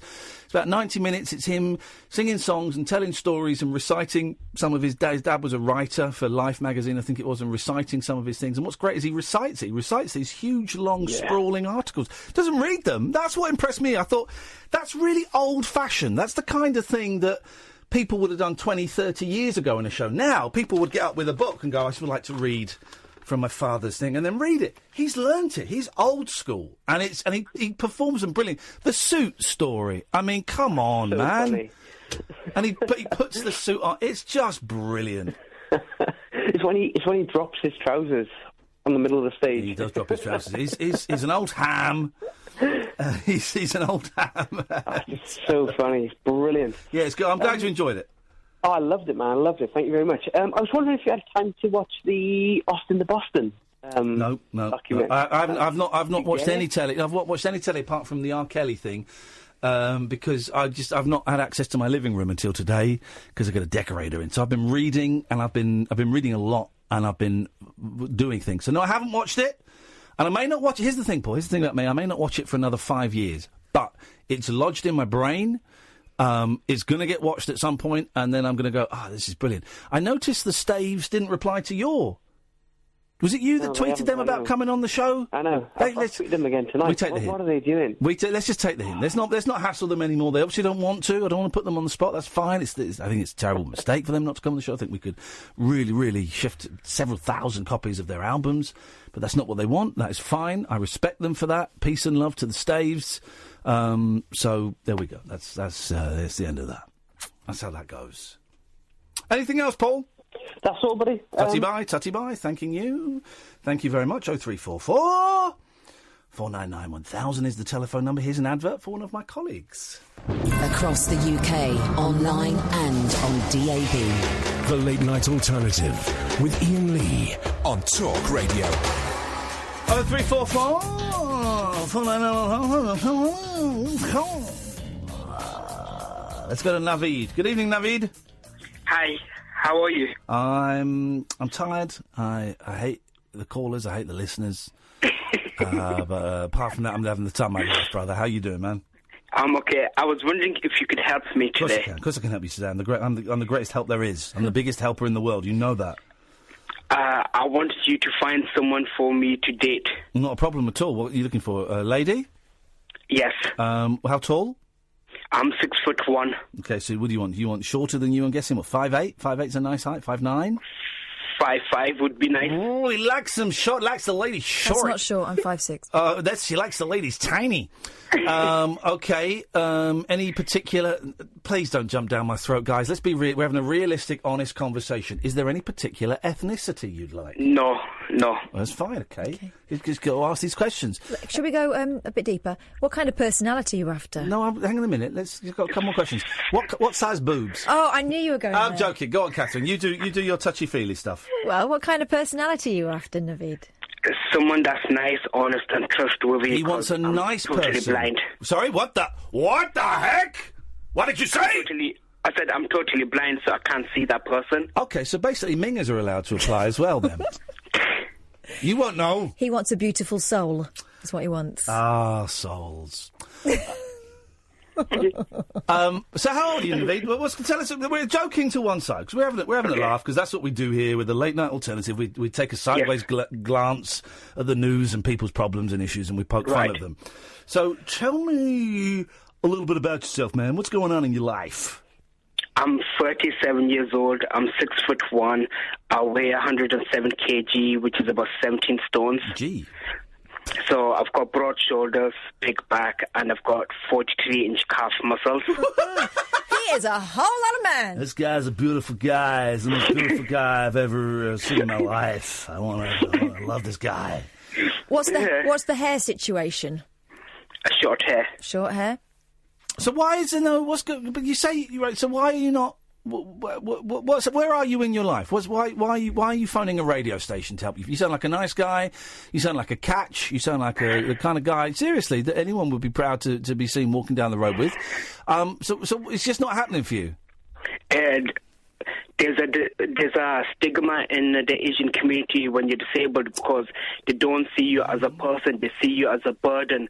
So someone that's going to go out with me will not be seeing me as a normal guy. They'll see me someone that needs support and will just be a burden because I can't protect them or I can't see them. So basically, when they walk, I walk, and when they stop, I stop.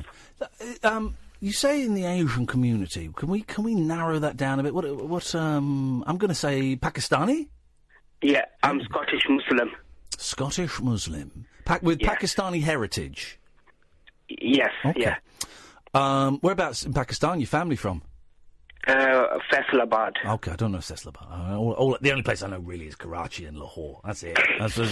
So unless someone says Karachi, I go, oh yeah, I don't know. Gosh, that's well. Listen, I don't think it's exclusively an Asian thing to see a disability in inverted commas as a burden. I think that there are certain aspects of all communities where some people would think that. Yeah, I don't know whether it's always seen as a burden, but it's certainly a complication, isn't it? But I do think there are some people that. Sorry, I do think there are some people that would see it as a burden. Of course, there are. But go on. What are you going to say? I was going to say it's harder in the Asian community compared to the non-Asian community because it's just a stigma. They don't want to talk about it. Okay, well that's That's a shame, man. I'm sorry to hear that. That must have been. Tough. Can I say that I'm from Huddersfield, West Yorkshire at the moment? That's where I live. Big up the Huddersfield, West Yorkshire. Massive. That's what we're doing. Here's the thing. Realistically, you don't want to date any of our listeners. They're all weirdos, man.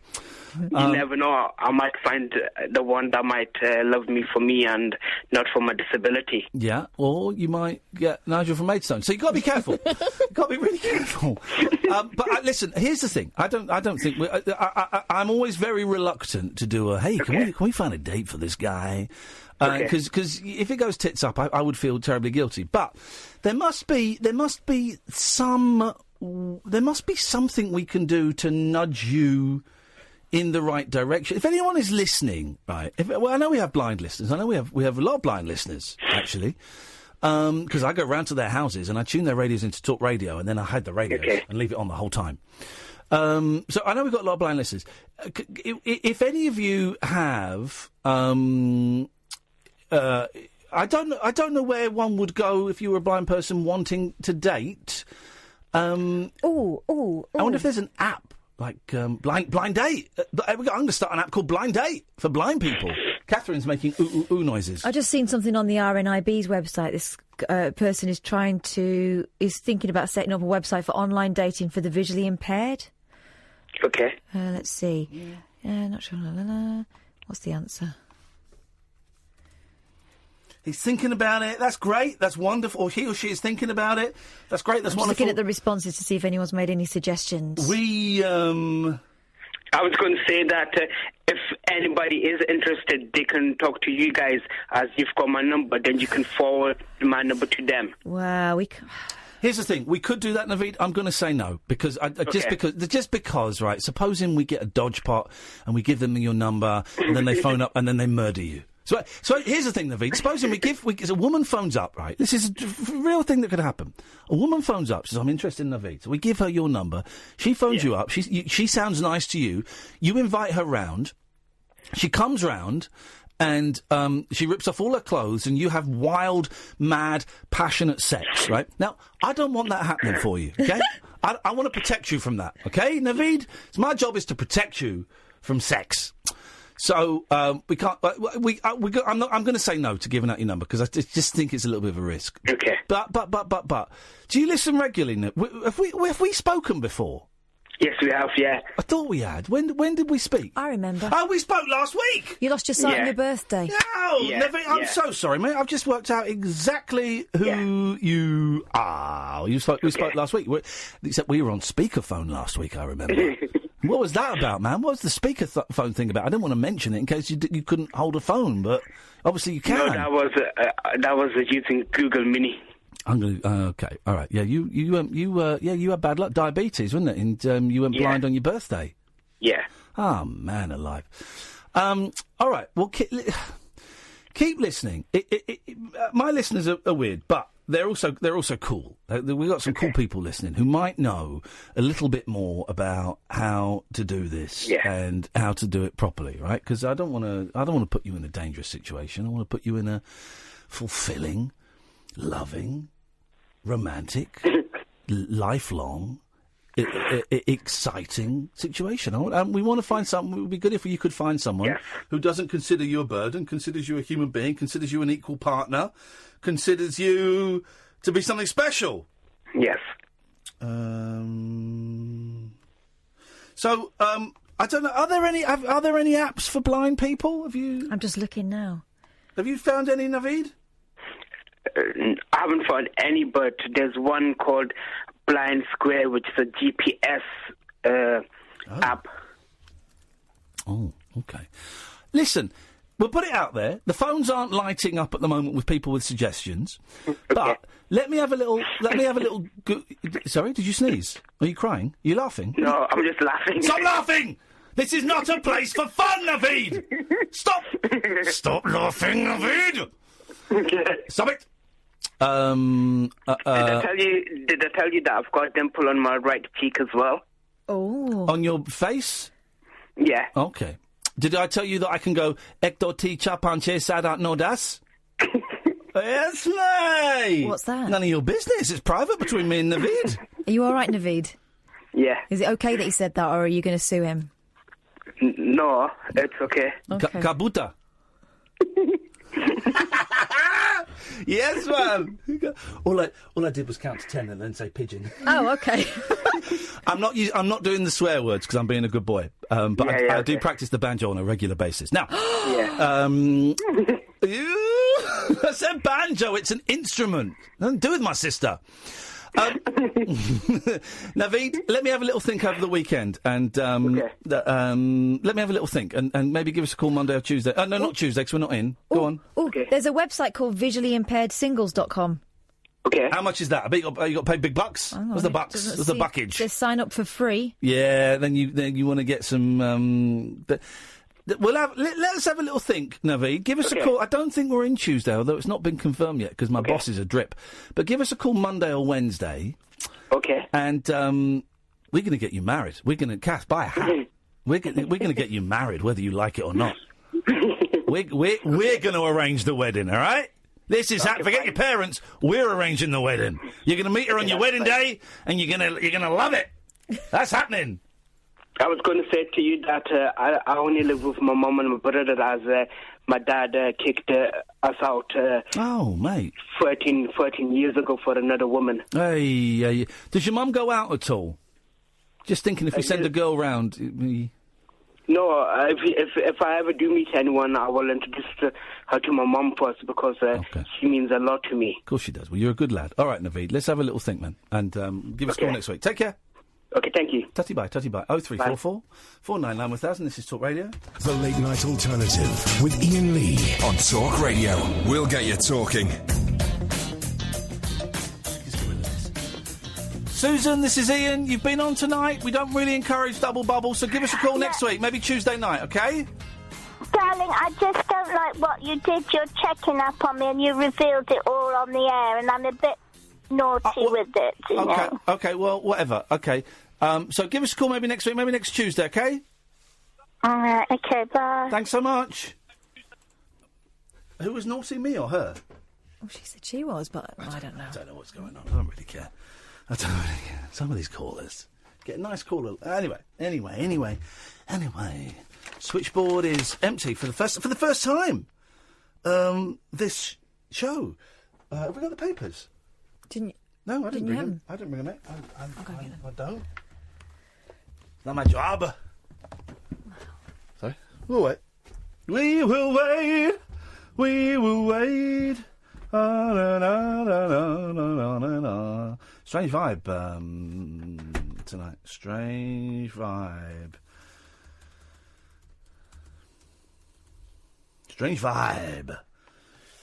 0344 499 1000 if you want to give me a call. You'd be very welcome. You'd be very welcome indeed, actually. You'd be very welcome. Do you know, sometimes the show sails along and chips along and it's all a lot of fun. And then sometimes it's like, hey.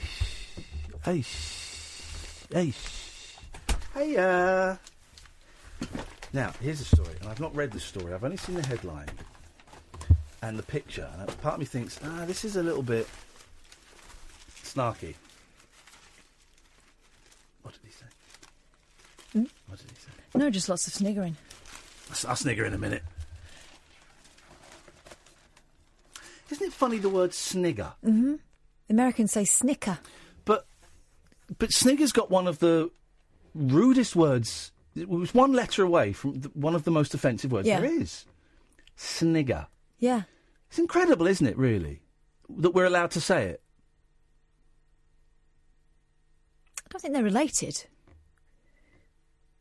Well, where does snigger come from? I have no idea. I'm sure they're not related, but that's what I'm trying to say is that language is such a strange thing. Like, the M word is one of the most offensive words, one of the most controversial words, actually. One of the most controversial, because you'll get people going, well, black people could say it, why can't I? Whatever. But it is a deeply hurtful word. But snigger is, we're sniggering in the back of the class. It's just a bit of fun. And all it is a s. Yeah. It's a s. Takes one of the most offensive words into, a word for a laugh. The Isn't it strange? Language. I find it very peculiar. Oh, Susan, stop calling in! What does she want? Well, yes, Susan, yes? Darling, I'm going to bed now, and I'm going to bed unhappy because you've given me stress. I haven't given. You don't need to discuss anything, Susan. I've not given you stress. Here's my suggestion, right? Maybe this isn't. Maybe this isn't the right show for you to call into. Okay, you've got all your others. No, I like to call you. Okay, well, you don't because it stresses you out. This show isn't about stress. This show is about joy and light. The issue that you're checking up on me has stressed me out. I'm not stressing. Checking up on me. Okay, you're absolutely bonkers. Why did you do that, Ian? I'm not checking up on you. It's a crazy thing to say. Why did you reveal the fact that I'm going to make it easy for you. I'm going to make it really easy for you. Don't call my show anymore. How's about that? There you go. That's tough. I don't want to cause you stress. I don't want to cause you stress. I don't want to cause you any stress, and that hurts me that you're stressed. So let's just make it fun. Let's just say thank you for the music. No, I liked to call you. I just don't like the way you checked up on me and stuff like that. But the fact that you're saying checked up on you, it says to me I don't actually want to talk to you anymore because that's crazy talk. No. Yes. You're misconstruing the I'm whole not. issue here. Oh God. Do you know what, Susan? Thanks very much. I won't be taking your calls on this show anymore. Okay. Okay. Oh, you're just. Okay, there we go. That's that done now. I just don't want it anymore. Not checking up on someone. Oh man, alive. Too harsh? No, but it escalates, doesn't it? There are some people that call, and you do wonder whether it's any good for them. Let's just not have Susan on the show anymore because I don't think it's good for her. It's not good for me. I don't think it's entertaining anymore, and I don't think it's good for her health. The show is not checking up on her. We've been talking for ages to her about her being on other shows under the different name. People have sent me that link. I told her I had that link. She denied it existed. She then told me to play it. We played it, and then she got upset because you played it. So here's the thing: this show is about light and is about love and is about. If anyone's getting stressed through phoning the show, it's a really simple thing. You don't phone the show. If anyone gets stressed listening to the show, don't listen to the show. No one is made to. I think some people, not saying necessarily about Susan, some people I think are addicted to phoning up radio shows and think that they have, again, I'm not talking about Susan, and think that they have some kind of, I don't know, celebrity, that they have some kind of status. I don't know. So I'm not a serial phoner to radio shows, but you will hear people on this show a lot, on this station a lot. You'll hear people on this show, and then I'll drive home and flick to another station, and you'll hear the same people on different stations. That's cool, man. Hey, listen, that's cool. I'm not judging you. Whatever gets you through the night or through the day or whatever, that's cool. But if it's stressing you out, then don't do it. It's not like it's a radio show, man. It's all it is. It's filler.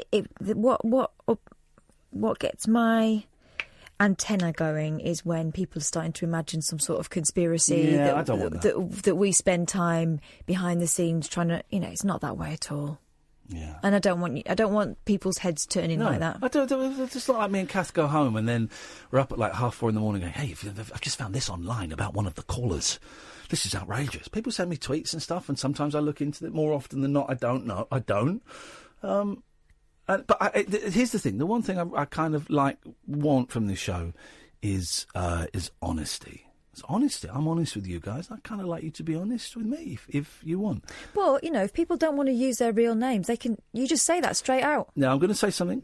So we have someone calling in. Would you like to talk to them off air, or do you think we're done?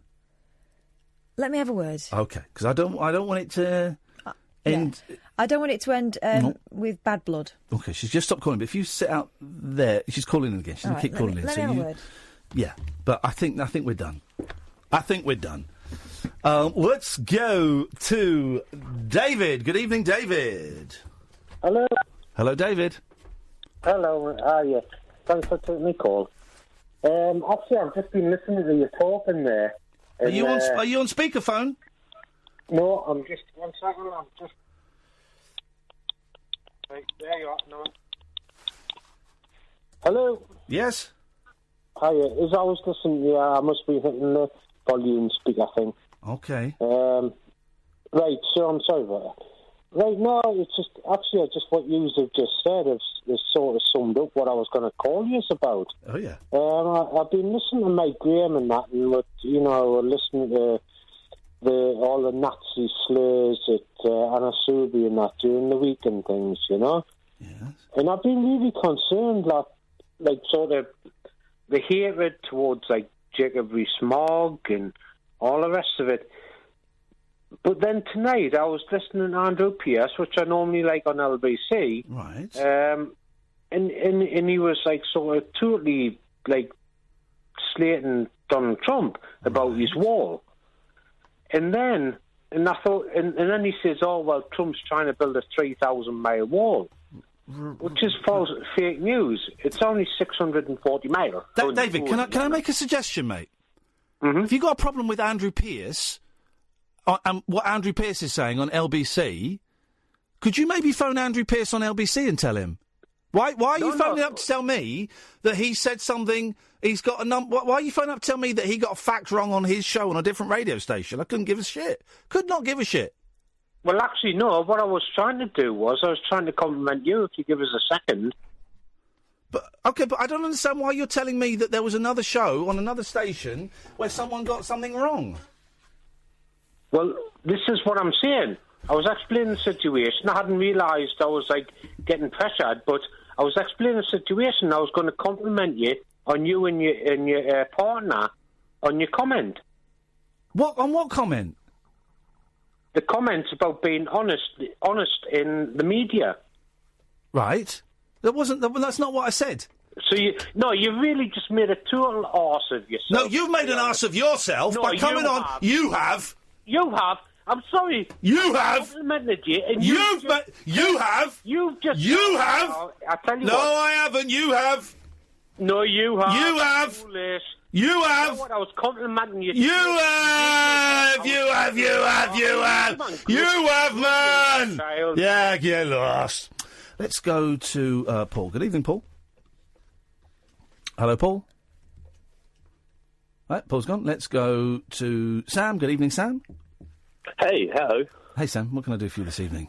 Hey, so this is my first time actually listening tonight. I used to listen back when you were on, I don't know if I could say, with Eloise and Barry from Watford. Wow, yeah, okay. You're from the middle phase of my career. Okay, there's different phases. Yeah, and the absolute was fun. Okay, cool, nice one. Well, I'm glad you discovered us again.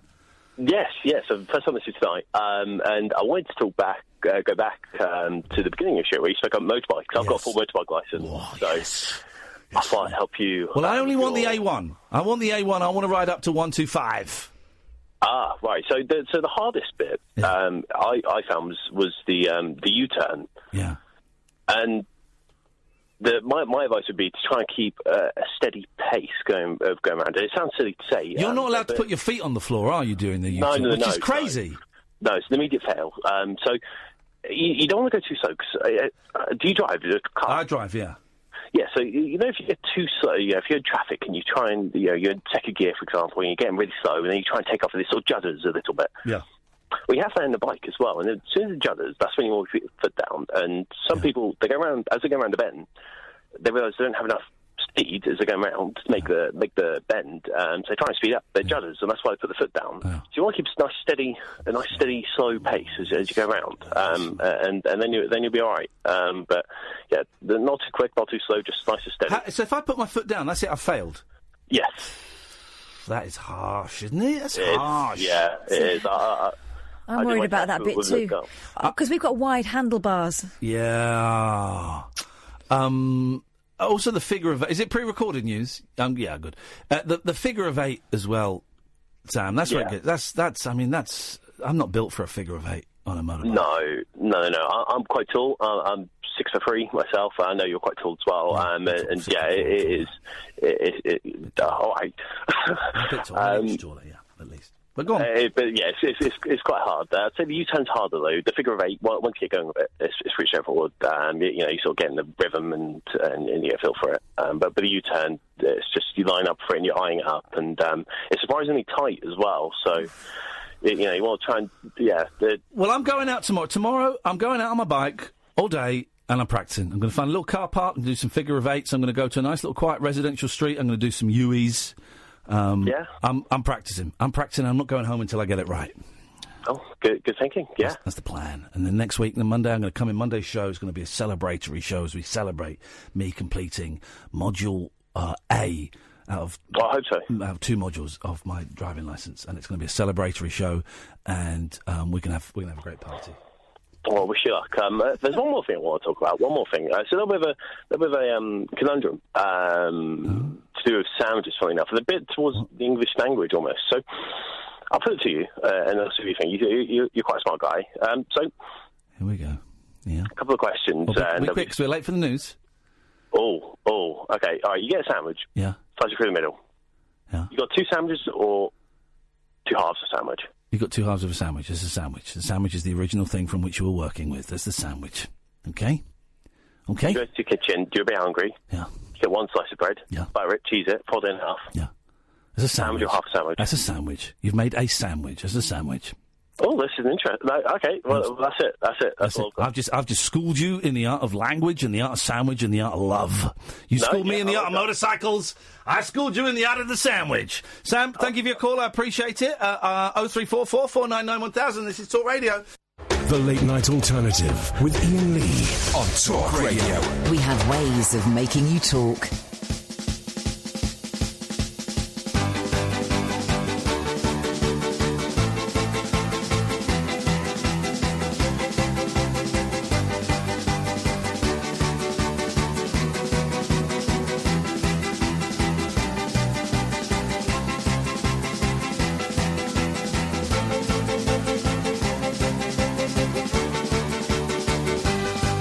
Tonight we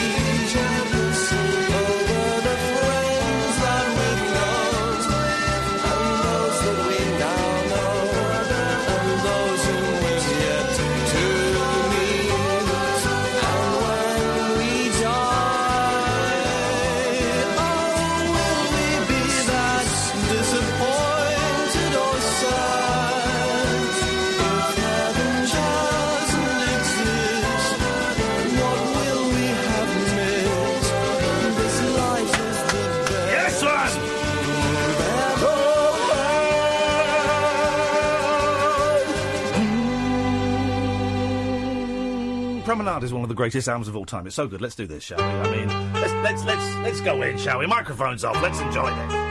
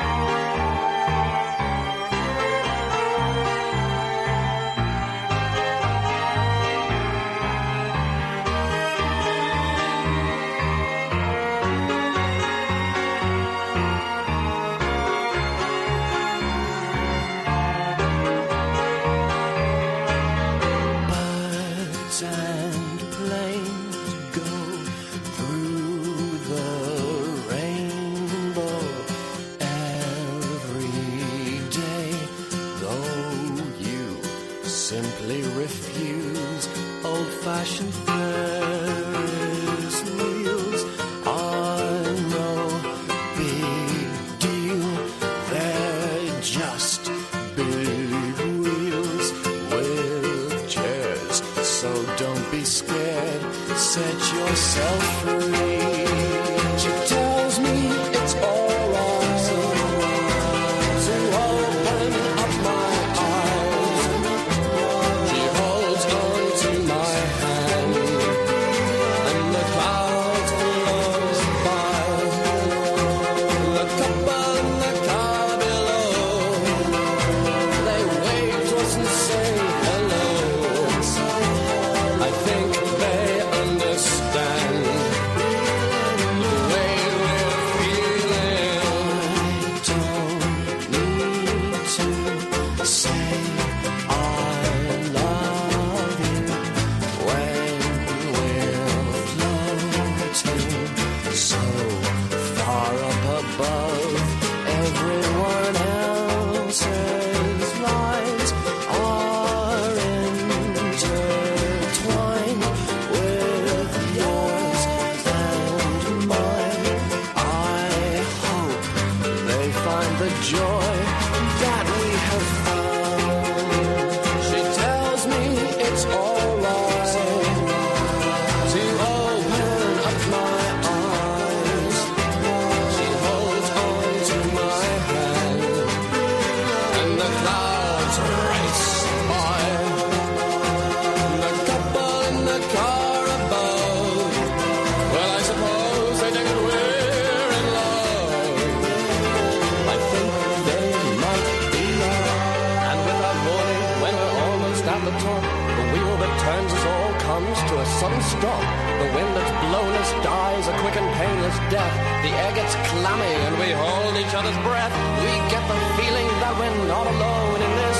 And then a God, who really ought not to exist, sticks out a great big hand and grabs me by the wrist and asks me why. And I say, well, God, it's like this. It may be arrogance or just appalling taste. I'd rather use my pain than let it all go to waste on some old God who tells me what I want to hear, as if I cannot tell obedience from fear. I want to take my pleasures where and how I will, be they disgraceful or distasteful or distilled. And to be frank, I find that life has more appeal without a driver who's asleep behind the wheel. And God decides that he has taken quite enough of all this atheistic tosh I'm spouting off, and so he calls upon his favourite angel choir to sing of times when men were filled with Christian fire, but overzealous angels flap their wings too fast and cause the wind to blow and turn the wheel at last.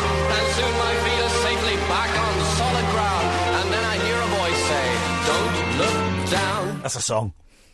That's a song. I've had the pleasure of meeting Neil Hannon several times, backstage at gigs, interview. What a nice guy. Good evening, David. Hi, good evening. Hi there. Hello. I wanted to tell you about a gig, a little story about a gig I went to This is it. 20 years ago. Now we're in. Here we go. Now we're in. Let's do it. So, my wife and I went to see Supergrass at Oxford Apollo. I think before it even became the O2 Apollo. Supergrass. Great gig. Supergrass. We were 2 rows from the front, Yeah. and it was fantastic when Supergrass were in their heyday. Yes, man. And I never really had time for support bands, but that night we did turn up and enjoy the support band. Yeah. And the thing was that I bought myself a Supergrass T-shirt, and my wife couldn't afford a Supergrass T-shirt, so she got one by the support band. Yeah. And we were blown away by this guy that walked on stage. Yes. And they all wore suits, and this short guy with an amazing voice came on. And that band is now our favourite band, the Divine Comedy. Did you see about... when did I see this? Maybe 10, 15 years ago. Neil Hannon did a little tour where it was just him on guitar and a guy on piano. Did you see those shows? I didn't see that, but I did see him by himself at that tiny place in Notting Hill. What's it The Carnival? The Tabernacle. The Tabernacle. No, I said Carnival. I was being facetious. And it was it was upstairs there, and there were probably about 150 people there. Yeah. And like typical Neil Hannon style, it was just him and his guitar, Tony with his bowler hat on when he did Bango's Knighthood. Yeah. And he just had a little glass of wine in his hand, and he said, "Excuse me, could you just hold onto this for me?" He passed it to someone in the audience, and then took it back off them at the end of the song. There you go. Always really He's one of the greatest songwriters of all time. He's a lovely guy, and always a joy when Divine Comedy does some concerts or releases an album. Although Bango's The Nighthead, I thought was patchy. I thought it was patchy. Yeah, it was patchy. Did you say that they've just brought a new live album out? There's a new live in Europe has just come out. I've just ordered it. Order it, man. Brilliant. I'm there. David, at home, I'll be online. Do it. Thank you very much indeed. I've got a phone in the United States of America. He sounded like a Divine Comedy fan, didn't he? Like a nice guy. Yeah. Nice vibe at those concerts. I've seen Divine Comedy. I remember I got free tickets to go and sit in a box at the Royal Albert Hall and watch them. Wow. Neil's been very kind to me over the years, and invited me backstage a couple of times. It's all good. Let's phone Johnny Gators. We're going to Chicago. Let's go to Chicago. Hello. Hey, Johnny Gators. It's Iain Lee and Catherine Boyle here from the United Kingdom. How you doing, man? Hey, Johnny. Hey, Johnny. Hey, we're doing great. Doing great here. Johnny from Chicago. I'm talking to you from Chicago. No, actually, I'm calling from Massachusetts.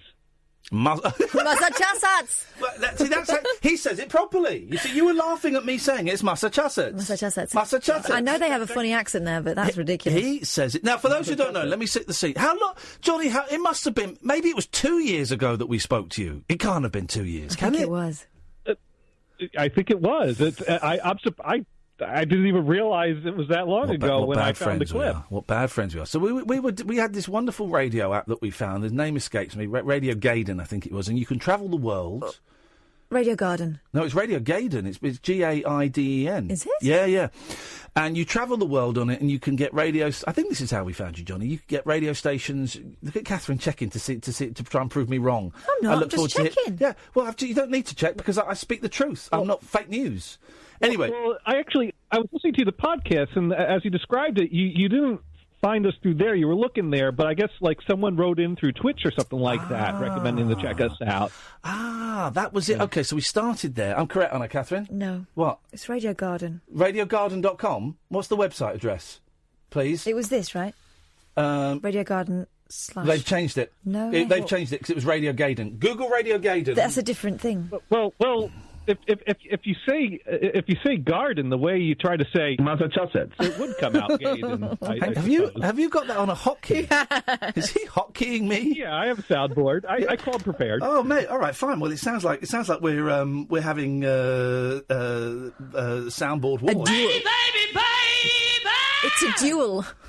10 You're paces. a fanny. 10 paces, gentlemen. You're a fanny. Right. Now, okay, so someone recommended we check you out. I beg your pardon? Say that again. That was just a random button I pressed. You're a pervert. Now. Dick. Now. So someone said we should check out this. So just remind us, 2 years, where has that gone? So are you on air now, Johnny? Well, I'm not live right now, but I still do the show. I do that Mondays, 8 to 10 Eastern Standard Time, which I believe you're 5 hours ahead of me, so do the math. And we say maths over here. We say charisma. There's more than one math. There's maths. But anyway, so we call the show... Insert title here. Because we didn't have time to come up with the name for the show. And it's me, and I do the show out of Massachusetts. And my co-hosts are this guy's better than Brian, me. who is in the San Francisco Bay Area. Brian, is Brian the guy that used to call us a lot until we blocked him? No, that would be Venison, who was in New Jersey and now is in Ohio. And now he's in prison. Which is the... And this is... Not quite. So explain how what it goes out on, how you do your show, what your show is and what it goes out on. Well, it's an internet radio stream, and I'm not even... I'm not even sure how to get to the stream anymore because our website doesn't quite exist anymore. Oh, great promotion, guys. I mean, I thought ours was lousy, but that sucks. Our URL redirects to our Facebook page, and from there are links you can click on. But we also stream on YouTube. We find that that's easy to listen to. Plus, you got the whole video component. So tell you what, what's your YouTube channel? Because I'm going to subscribe to it now. Okay, it's youtube.com/Johnny Gators, no H. Yeah. Oh, no H. So Jonny Gators, Gators. Correct. Let's have a little look. Let's just check this guy out. And you should see lots of videos of past shows. And I'm subscribing. I am. What's the Nintendo Power Pad? Oh, well, I also do a Saturday stream with my wife where we play video games. Oh, mate. We've been playing the Nintendo Power Pad. Well, hang on. I don't know I've not heard of a Nintendo Power Pad. What the hell is that? Oh, that was a great accessory that came out for the Nintendo system that allows you to play several games that all involve running in place. No thanks. Thanks, by the way. But this is like old Nintendo, not Wii's or Switches or anything. This is old Nintendo. Old Nintendo, yes, the original Nintendo system. Mate, I love it. Okay, so you do the show, and you're not quite. It goes out on an internet stream, and it's just the three of you. It's just the three of you chatting, isn't it, and taking calls from time to time. Right. Yeah, we used to get more calls back in the day. You know, internet radio used to be a lot more popular than it is now. Podcasting seems to have really taken over. We just don't get the counts we used to. But, yeah, we pretty much connect in, talk about what's on our mind. I try to kind of jot down topics during the week as things come to me, and we really just, come up with it as we go. And we've been having a lot of fun doing it. Well, that's the thing. This is how me and Kath do the show. Is we go through the papers beforehand, but going through the papers is a real. If we can't think of anything off the cuff, or the conversation isn't going anywhere, or the calls dry up, or a combination of that, we'll go, oh, what have we got in the papers? And it's not really filler, because I don't want to say we do any filler, but it's kind of our fallback.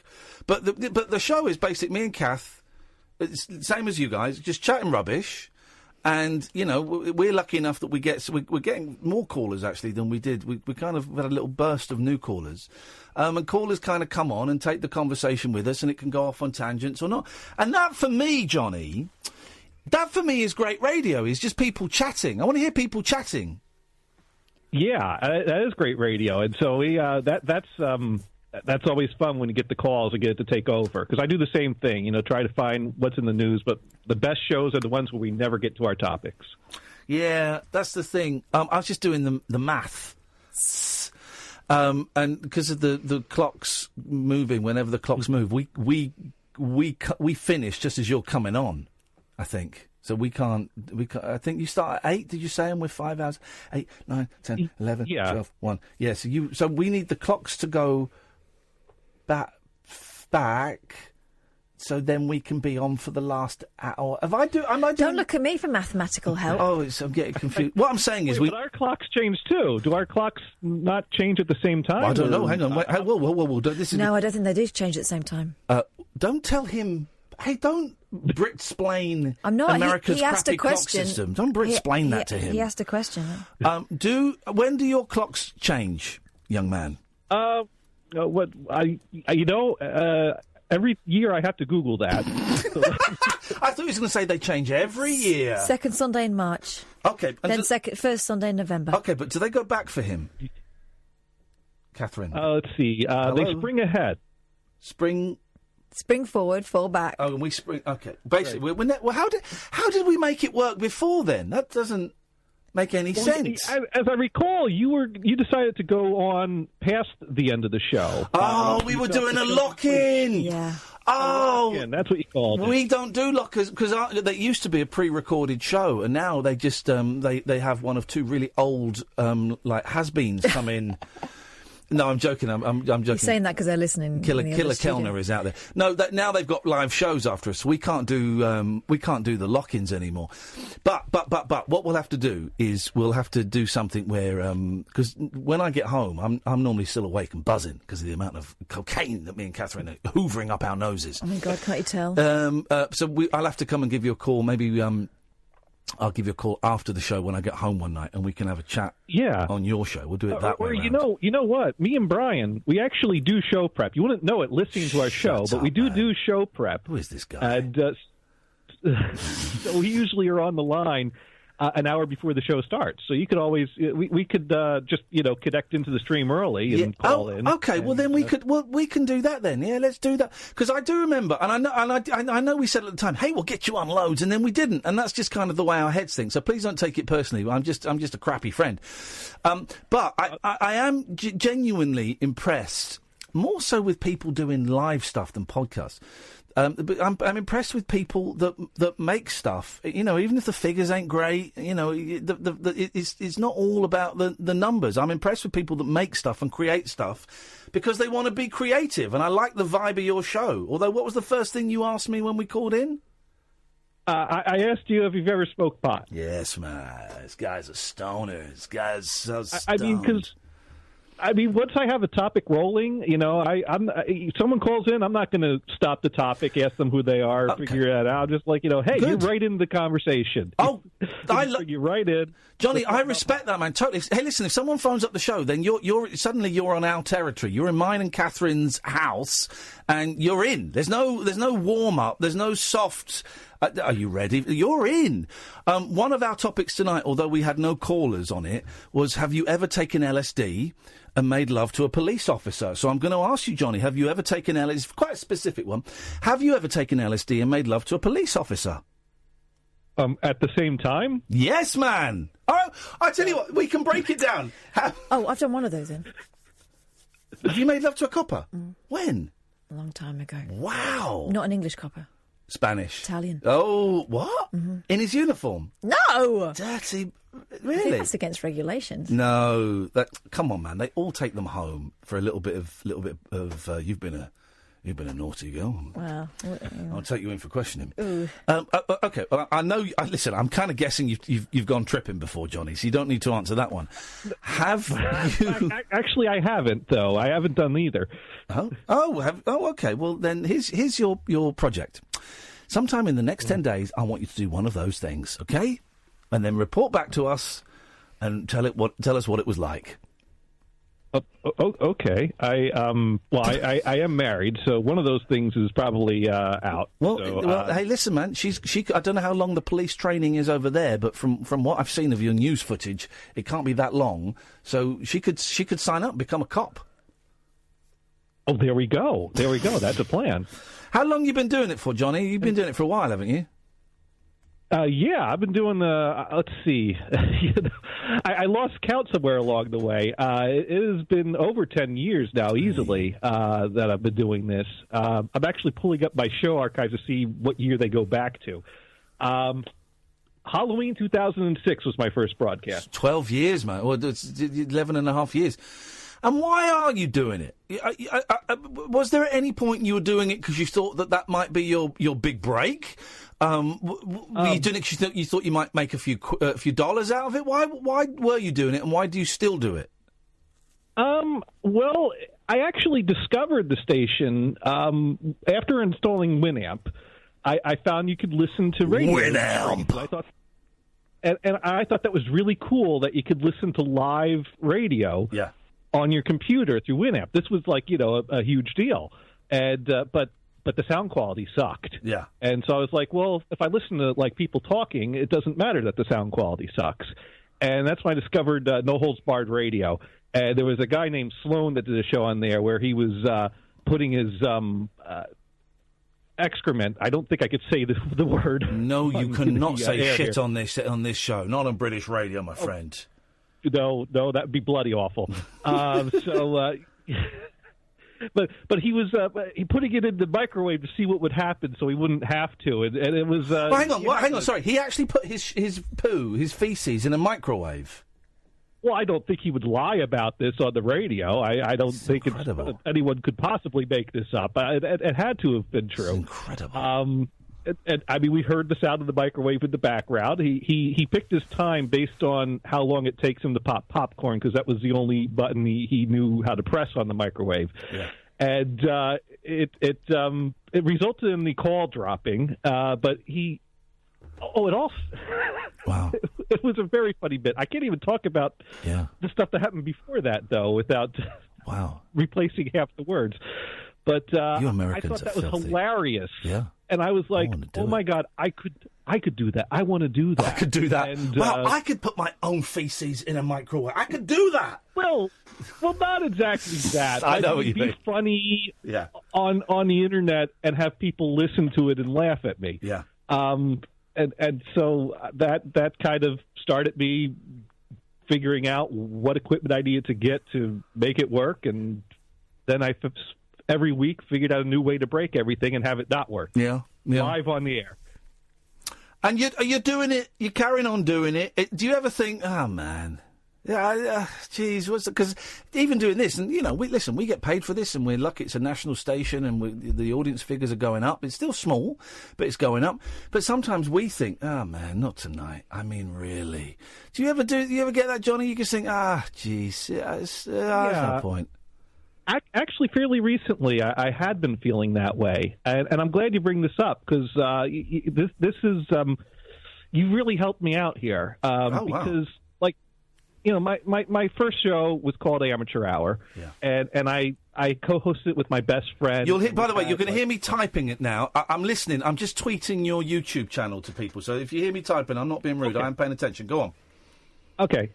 Oh, that's awesome. Thank you. And then at some point I changed the name of the show to Suburban Homeboys, and I had different co-hosts, and we had people that were calling in all the time. And my current show... Insert title here. We didn't even come up with a name for it, and we don't have the listeners and the calls that we used to, and so oftentimes I think, man, this show's not as good as my show used to be. But when I found your clip on the internet, when I decided to Google my fake name to see how he's doing on his online presence...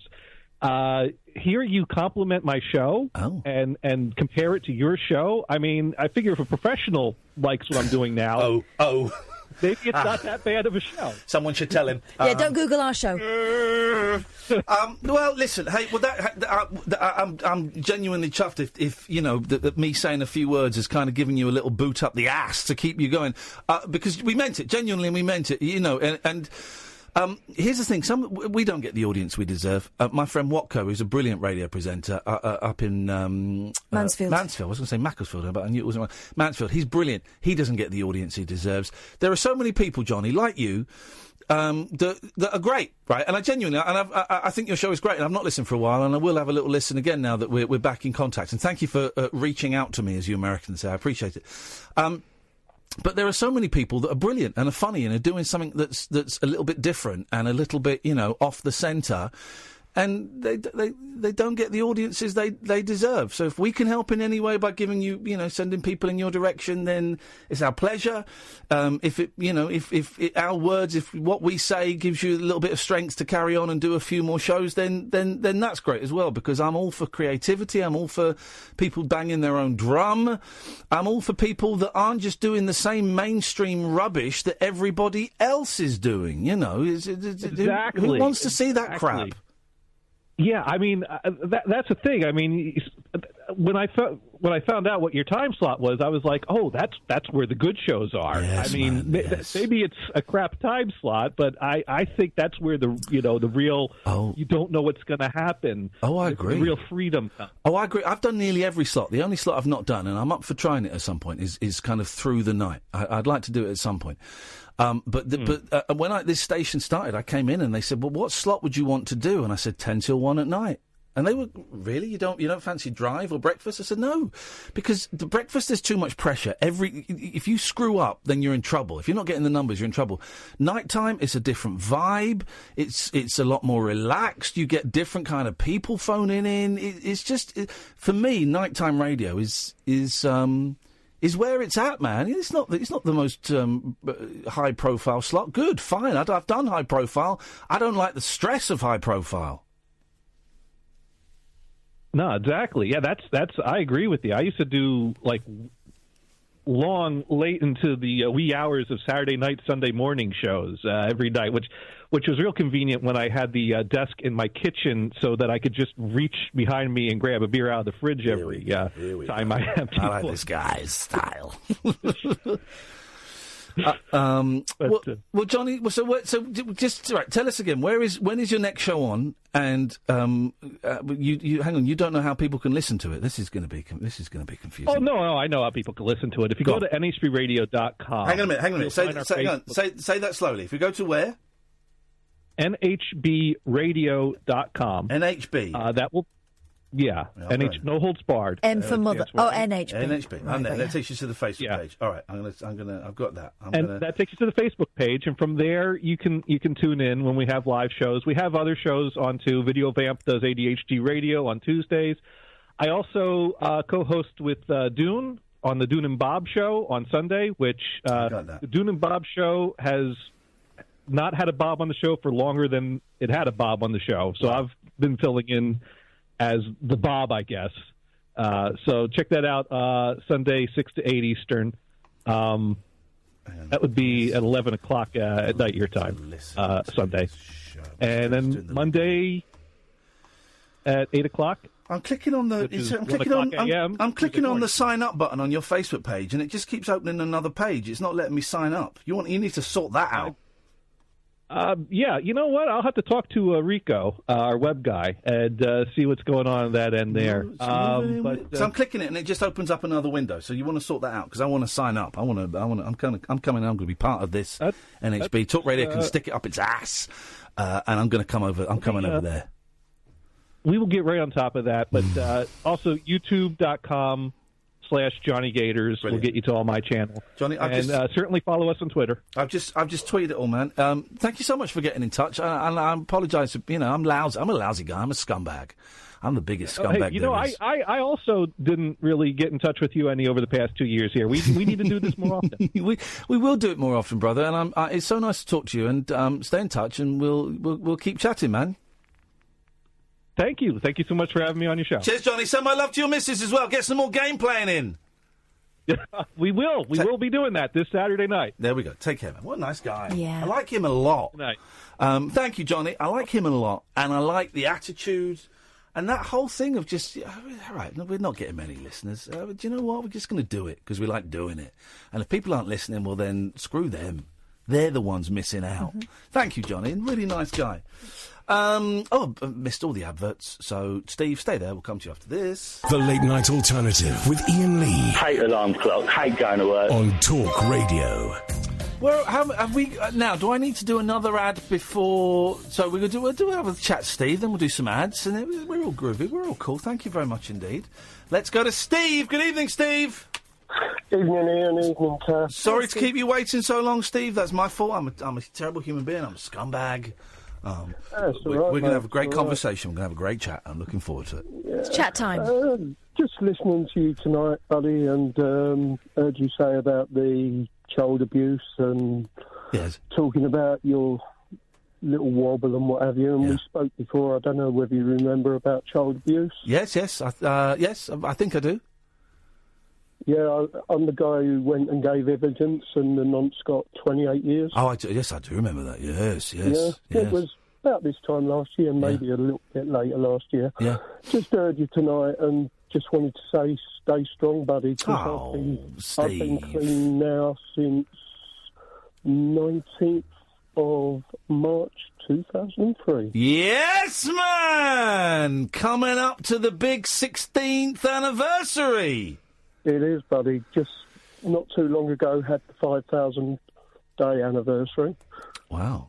And how are you doing it? You doing it in rooms? Are you doing it on your own? When I first, basically, I was told I needed to stop, otherwise I'd kill myself. Yeah. So that's a big wake-up call. Yeah. So went and got help via AA. Did the meetings for a while. I must admit, since moving, I've not been to a meeting. Yeah. Now I keep what I call a reality check kit. Yeah, go on. And that's a small bottle of vodka and a picture of my daughter. Oh, what? Hang on a minute. And if I've... Go on, how does that work? It's a small bottle of vodka, which is unopened, and a picture of my daughter. Yeah. And every time I feel like I need a drink or feel a wobbler, I take both of them out, put them on the table, And guess which one wins? Well, so far, is that not? Is that not a little bit? Because here's the thing: when let's say I had a little wobble. And I've been carrying around for a long time, and I stopped doing the meetings. I've been carrying a button around for a long time. I've been carrying around the F it button. And I just put the F it button in front of me, and I slammed it down hard. I went, F this. And, a picture of my kids wouldn't have been enough to have stopped that. Do you not worry that having that bottle of vodka there is a little... tempting? It's been there so long now, mate, that it doesn't bother me. Okay, good. Okay. There are times when I feel like, it's been a real shit week. Sorry. That's all right. I didn't swear. Don't apologise for having a shit week. Real bad week, and life's building up, and not sleeping, despite taking more metazepam than you were taking. Yeah. And basically, just think, I could do with a drink, and basically, picture of my daughter keeps me straight. If that's working for you, man. That's working for you. Then that's working for you, and that's all. That's all we need. And good work, Steve. Well done. Congratulations. And I look forward to you giving us a call on your 16th birthday, and we will salute you. Literally, we will salute you. Cheers, Ben. And in answer to your question at the start of the show, yes, but not together. Thank you very much indeed, Steve. There we go. He's a good man. He's answering our phone in. That's it. I know we get calls on it. I kept him waiting for ages. I really, really apologise, Steve. Sorry, it's just the way it worked out. Let's do this, then we'll have the break, and then we'll do the... Paul, good evening, Paul. Hello, how are you? Hello, Paul Innocent. I've been practising my Paul Innocent impression. Oh my! Everybody else does the same as you. Whenever I talk, I've been practising my Paul Innocent impression, and I sound a little bit like James Mason on cocaine. Well, I'm James Mason on cocaine, and I sound a lot like Paul Innocent. I'm not suggesting you're on cocaine, but that's just the way my voice goes. It's a little bit Cary Grant as well. There's a bit of Cary Grant. Cary Grant was a big fan of LSD. LSD, yeah. Oh, he loved the LSD. Anyway, I had no idea he was on that stuff. I had no idea. He was put on it by a psychiatrist. There was a psychiatrist who would dish out LSD. Frankie Howard as well did LSD under the supervision of a psychiatrist. I heard things about Frankie, unfortunately, yeah. I've heard things about him, but not Cary, no. No, but James Mason on cocaine sounds like the actor Paul Innocent. Paul, by the way, for the new listeners, Paul Innocent is the official acting coach of this radio station. Paul, you've seen some of my videos, have you? What's going on here? All I've seen are some of your videos on you being an actor on your YouTube channel. That's what it's about. Now I'm sounding a bit like David Bowie. I'm David Bowie, and I invented Paul Innocent as my follow-up character to Ziggy Stardust. So what about Ray Winston? We'll put his voice on. Shut your face. Who's the daddy? Who's the poxy daddy? Hey, shut your face. You look innocent. You ain't so innocent. You certainly won't be when I finish with you, boy. Call him a melt. I just made a feature film called White Glove Massive. Racist? Right, you've made a film about racist gloves? No. On the contrary, it takes us back to the 80s rave scene, and I play a character named Gappy in it. It's available on Amazon.co.uk, and I wanted to call up. Hang on a minute, you play a character called what? Gappy? Gappy. No, Gappy, G-A-P-P-Y, as in Gary, Apple, double P. What's the movie called? White Glove Massive. Right, hang on. White Glove Massive, yeah. It's about the 80s rave scene. It's a wonderful movie, and I wanted to ring up and hype it on your show if you didn't mind. It's £10. Oh, you've just, well, it is. I'm not spending £10 on it. Well, you'll find a way of doing it. But anyway, it's out there. All right. That's White Glove Massive, starring Brandon King, Al Wood, Sean Alayo, Thomas Williamson, and Lee Mossy. A trip down memory lane. It's an 18... That's right. Are you the guy wearing pink glasses? No. On the contrary, I play a counsellor who was a drug addict in the past.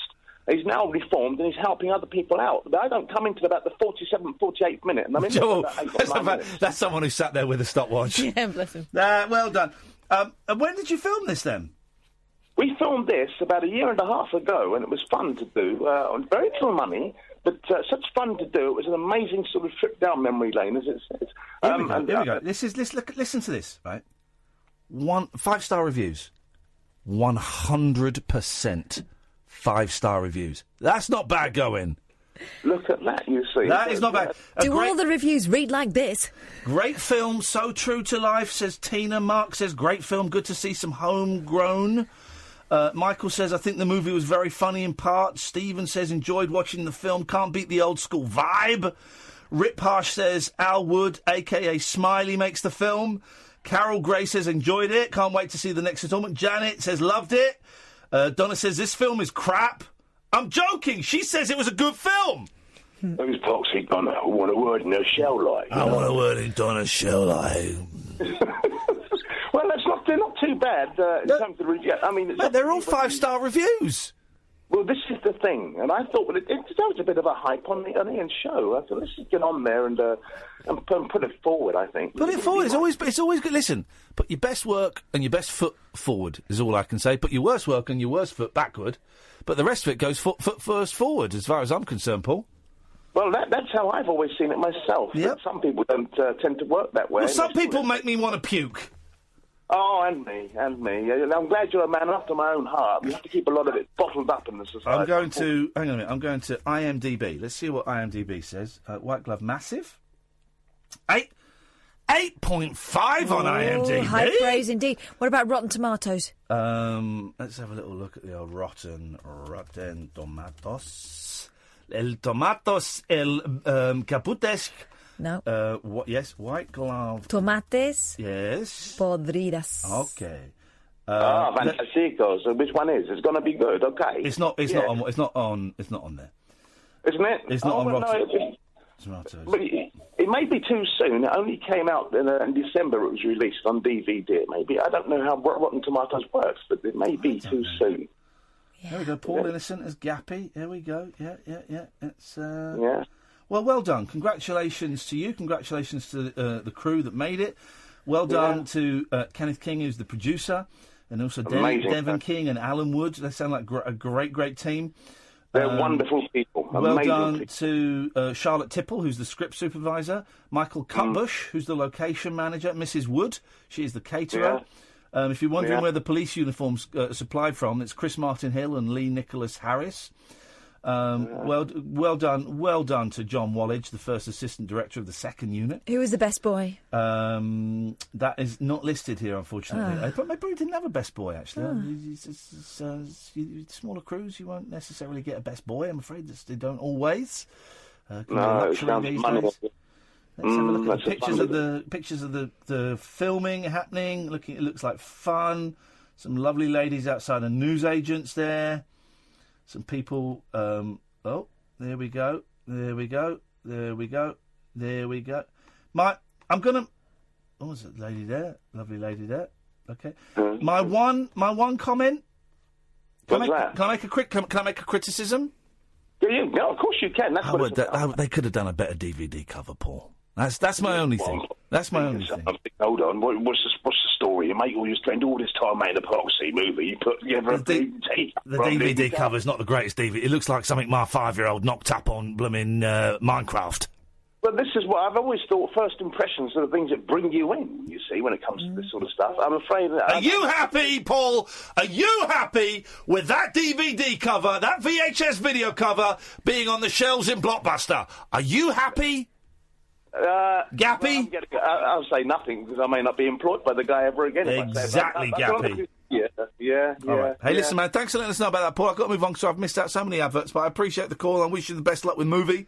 03444991000. This is Talk Radio. The Late Night Alternative with Iain Lee. On air and off the leash. On Talk Radio. By the way, Let It Be, the Beatles documentary that came out in 1970, maybe 71, and won an Oscar for Best Original Song for Let It Be. No, for The Long and Winding Road, maybe. I can't remember. And it's never been released. You can't find it anywhere. Someone's put it up on YouTube. Quick, go and watch it before they take it down. That's all I'm going to say. And they will. They will. Let It Be, the Beatles. It's on YouTube. If you've not seen it, it's well worth seeing. I think it's a great film. It's a bit tedious in places, but the tediousness is kind of part of the story. Look, if you want me to play it, I'll play it. Just tell me what to play. It's my favourite bit. I'm not having a go. I'm just saying. Just if you don't, look, if you want whatever you want me to play, Paul, I'll play it. Just say, I don't. Yeah. It's tedious, but the tediousness is kind of the story. It was a tedious time for them. It's on YouTube, guys. Go and check it out. Is this Britain's worst panto? You heard this? Oh, wasn't it like a 3-man panto? When you go to see a pantomime, you expect cheesy jokes, a corny plot, and unrealistic sets. It's all part of the fun. Sets? Did I say sex? No, you said sets. Thought I said Did you sex. think sex? It's a Freudian think. What you don't expect is for the performance itself to be so bad that the theatre ends up refunding every single customer to the tune of several thousands and pounds. Oh dear. That's what happened with a professional production of Jack and the Beanstalk after the audience complained that the cast of only 3 actors couldn't sing or dance. Advance promotion for the pantomime had boasted a sparkling set and glittering costumes to bring some festive joy at the Neild Community and Arts Centre in Chippenham, Wiltshire. But one theatre-goer, Natalie Uff, that's a great surname, U-double-F, Uff. It's the noise I make when I get up and down from chairs. Uff. Uff. Wrote on the Neild Facebook page, such a shame. We were really looking forward to seeing it, but left at the interval as it was really bad. It was awful. There were only 3 people, no scenery, they couldn't sing or dance. At one point, they were talking to voices in the wings as they ran out of people. Oh, dear. Another audience member wrote online, it was pretty terrible. People walked out, my kids were bored, and I thankfully found the bar. We must have got the off-season cast. Won't be paying for that ever again. The pantomime, produced by professional theatre company UR Productions, ran for 3 performances from December the 27th to the 29th, with standard tickets costing £7. All 651 ticket buyers have been issued with refunds totaling £4,500. £7? Yeah. What do you expect for £7? Well, you expect a decent show, mate. Do you? Well, we sometimes charge like £7 for our shows. I know, but we're not doing a pantomime. Pantomime's a big lavish affair. Yeah. Right, so I didn't go this year because the pantomime was like £30 a ticket. Yeah. It's too expensive. £7. Okay. They were promised sets. The advance promotion had boasted sparkling set and glittering costumes. This was the picture that was there. How many people are in that picture? Oh, well, 3 and then 2 ghosts. Right. I hate to break it to you, mate, but there are people under there. They were like it, but then I hesitated to name the production company because maybe there was a reason it happened. But it's the thing as well about pantomime. It's still one of the few times when whole families will go and see a show, and it's like a big thing. I mean, it's £7. All right, it's a cheapy one, but not everyone can. I took the boys to see pantomime this year in Windsor, and it was really good, but it was too expensive. For the 4 of us, it was well over £100, and that's a lot of money. And even I blanched at that, and I've got a few quid. Yeah, we couldn't afford it. I blanched at that, and most families can't. But so. People see this as going, I can afford this. 7.14 is £28. We can all go. Let's do it. If you're taking families, man, you've got, it's not like some experimental piece of theatre. We go, we're going to try something that may or may not work. It's only £7. We hope you understand it's a work in progress. We've got a show for the kids, for the mums and the dads. Come along. Trust us with 2 hours of your time. And we will, if you trust us, we will repay that trust. With magic. By the way, Weird Science is sold out. I haven't actually got the licence to screen Weird Science yet. So, not quite sure. We may have to act it out, like as in Be Kind, Rewind. And Bros, there's only 4 tickets left. Haven't got the licence to show the Bros film yet. I really am trying to get the hang of this running a movie club thing. In a statement, the venue said, we would like to apologise to all customers who attended the Jack and the Beanstalk and were disappointed by the quality of the performance. This was not the standard of show the Neild is used to presenting. We have been assured by the theatre production company there will be a cast of 6 professional actors with industry standard staging. Google this UR Productions. It's spelled U-R. The images provided by the company for promotional purposes, which we posted on our social media, did not reflect the show they brought to us. A spokesman for Chippenham Town Council said, we had a couple of complaints, but we were disappointed ourselves. It was not the quality we would want to offer. A spokesman for UR Production said, we are currently investigating this matter, and due to legal reasons, we are unable to comment further.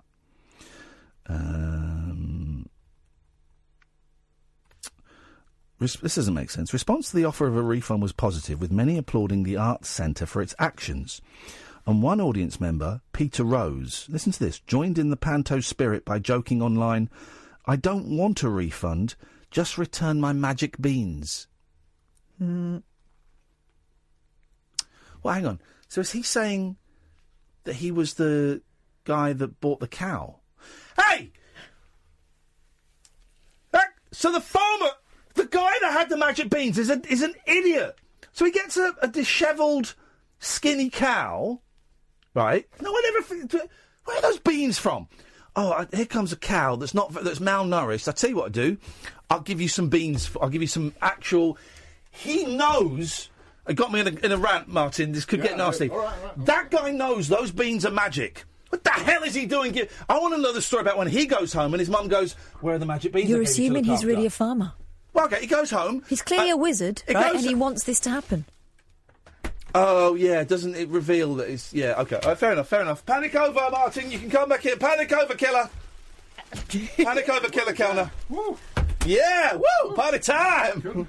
What book you got? What book? Oh, this is just... What have you nicked from the office? I've nicked. Well, bizarrely, somebody nicked my book. So, hang on. What book was it? It was a sport book. It won't be... That won't be Ian. It won't be me. The History of Football in 100 Quotes, I think it was. Oh, you were giving that away last week? Yes, I know. And nobody won it last week. The guy won it, but he didn't really want it. So I was going to give it... It happens all the time. All I'll say... Listen, I don't want to...